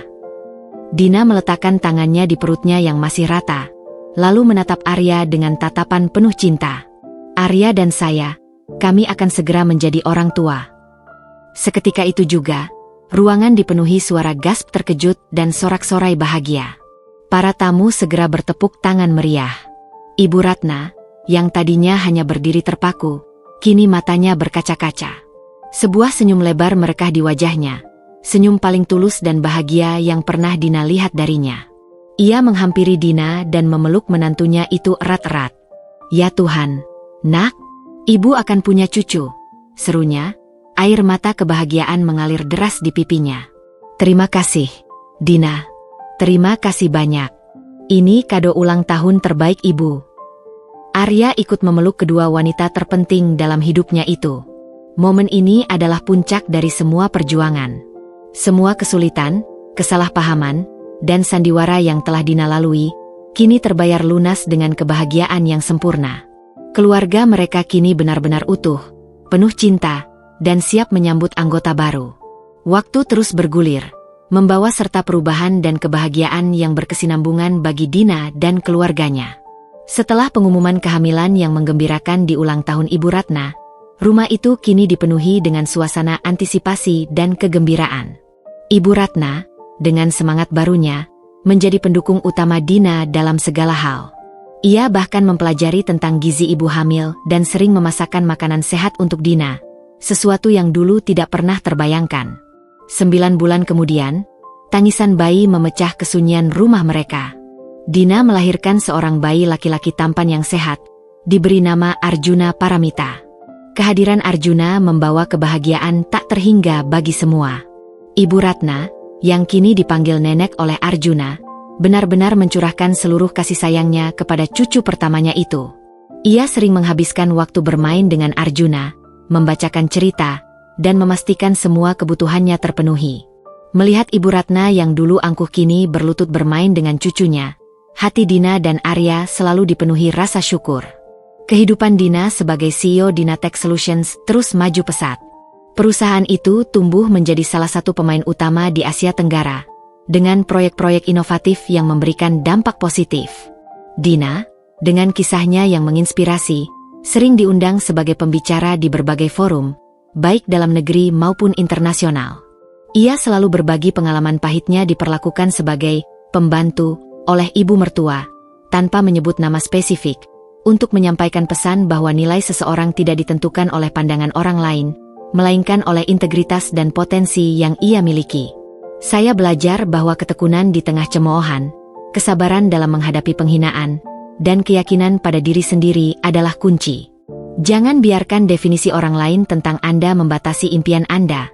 Selalu ia tekankan dalam setiap ceramahnya, menjadi inspirasi bagi banyak wanita dan individu yang berjuang di tengah keterbatasan atau peremehan.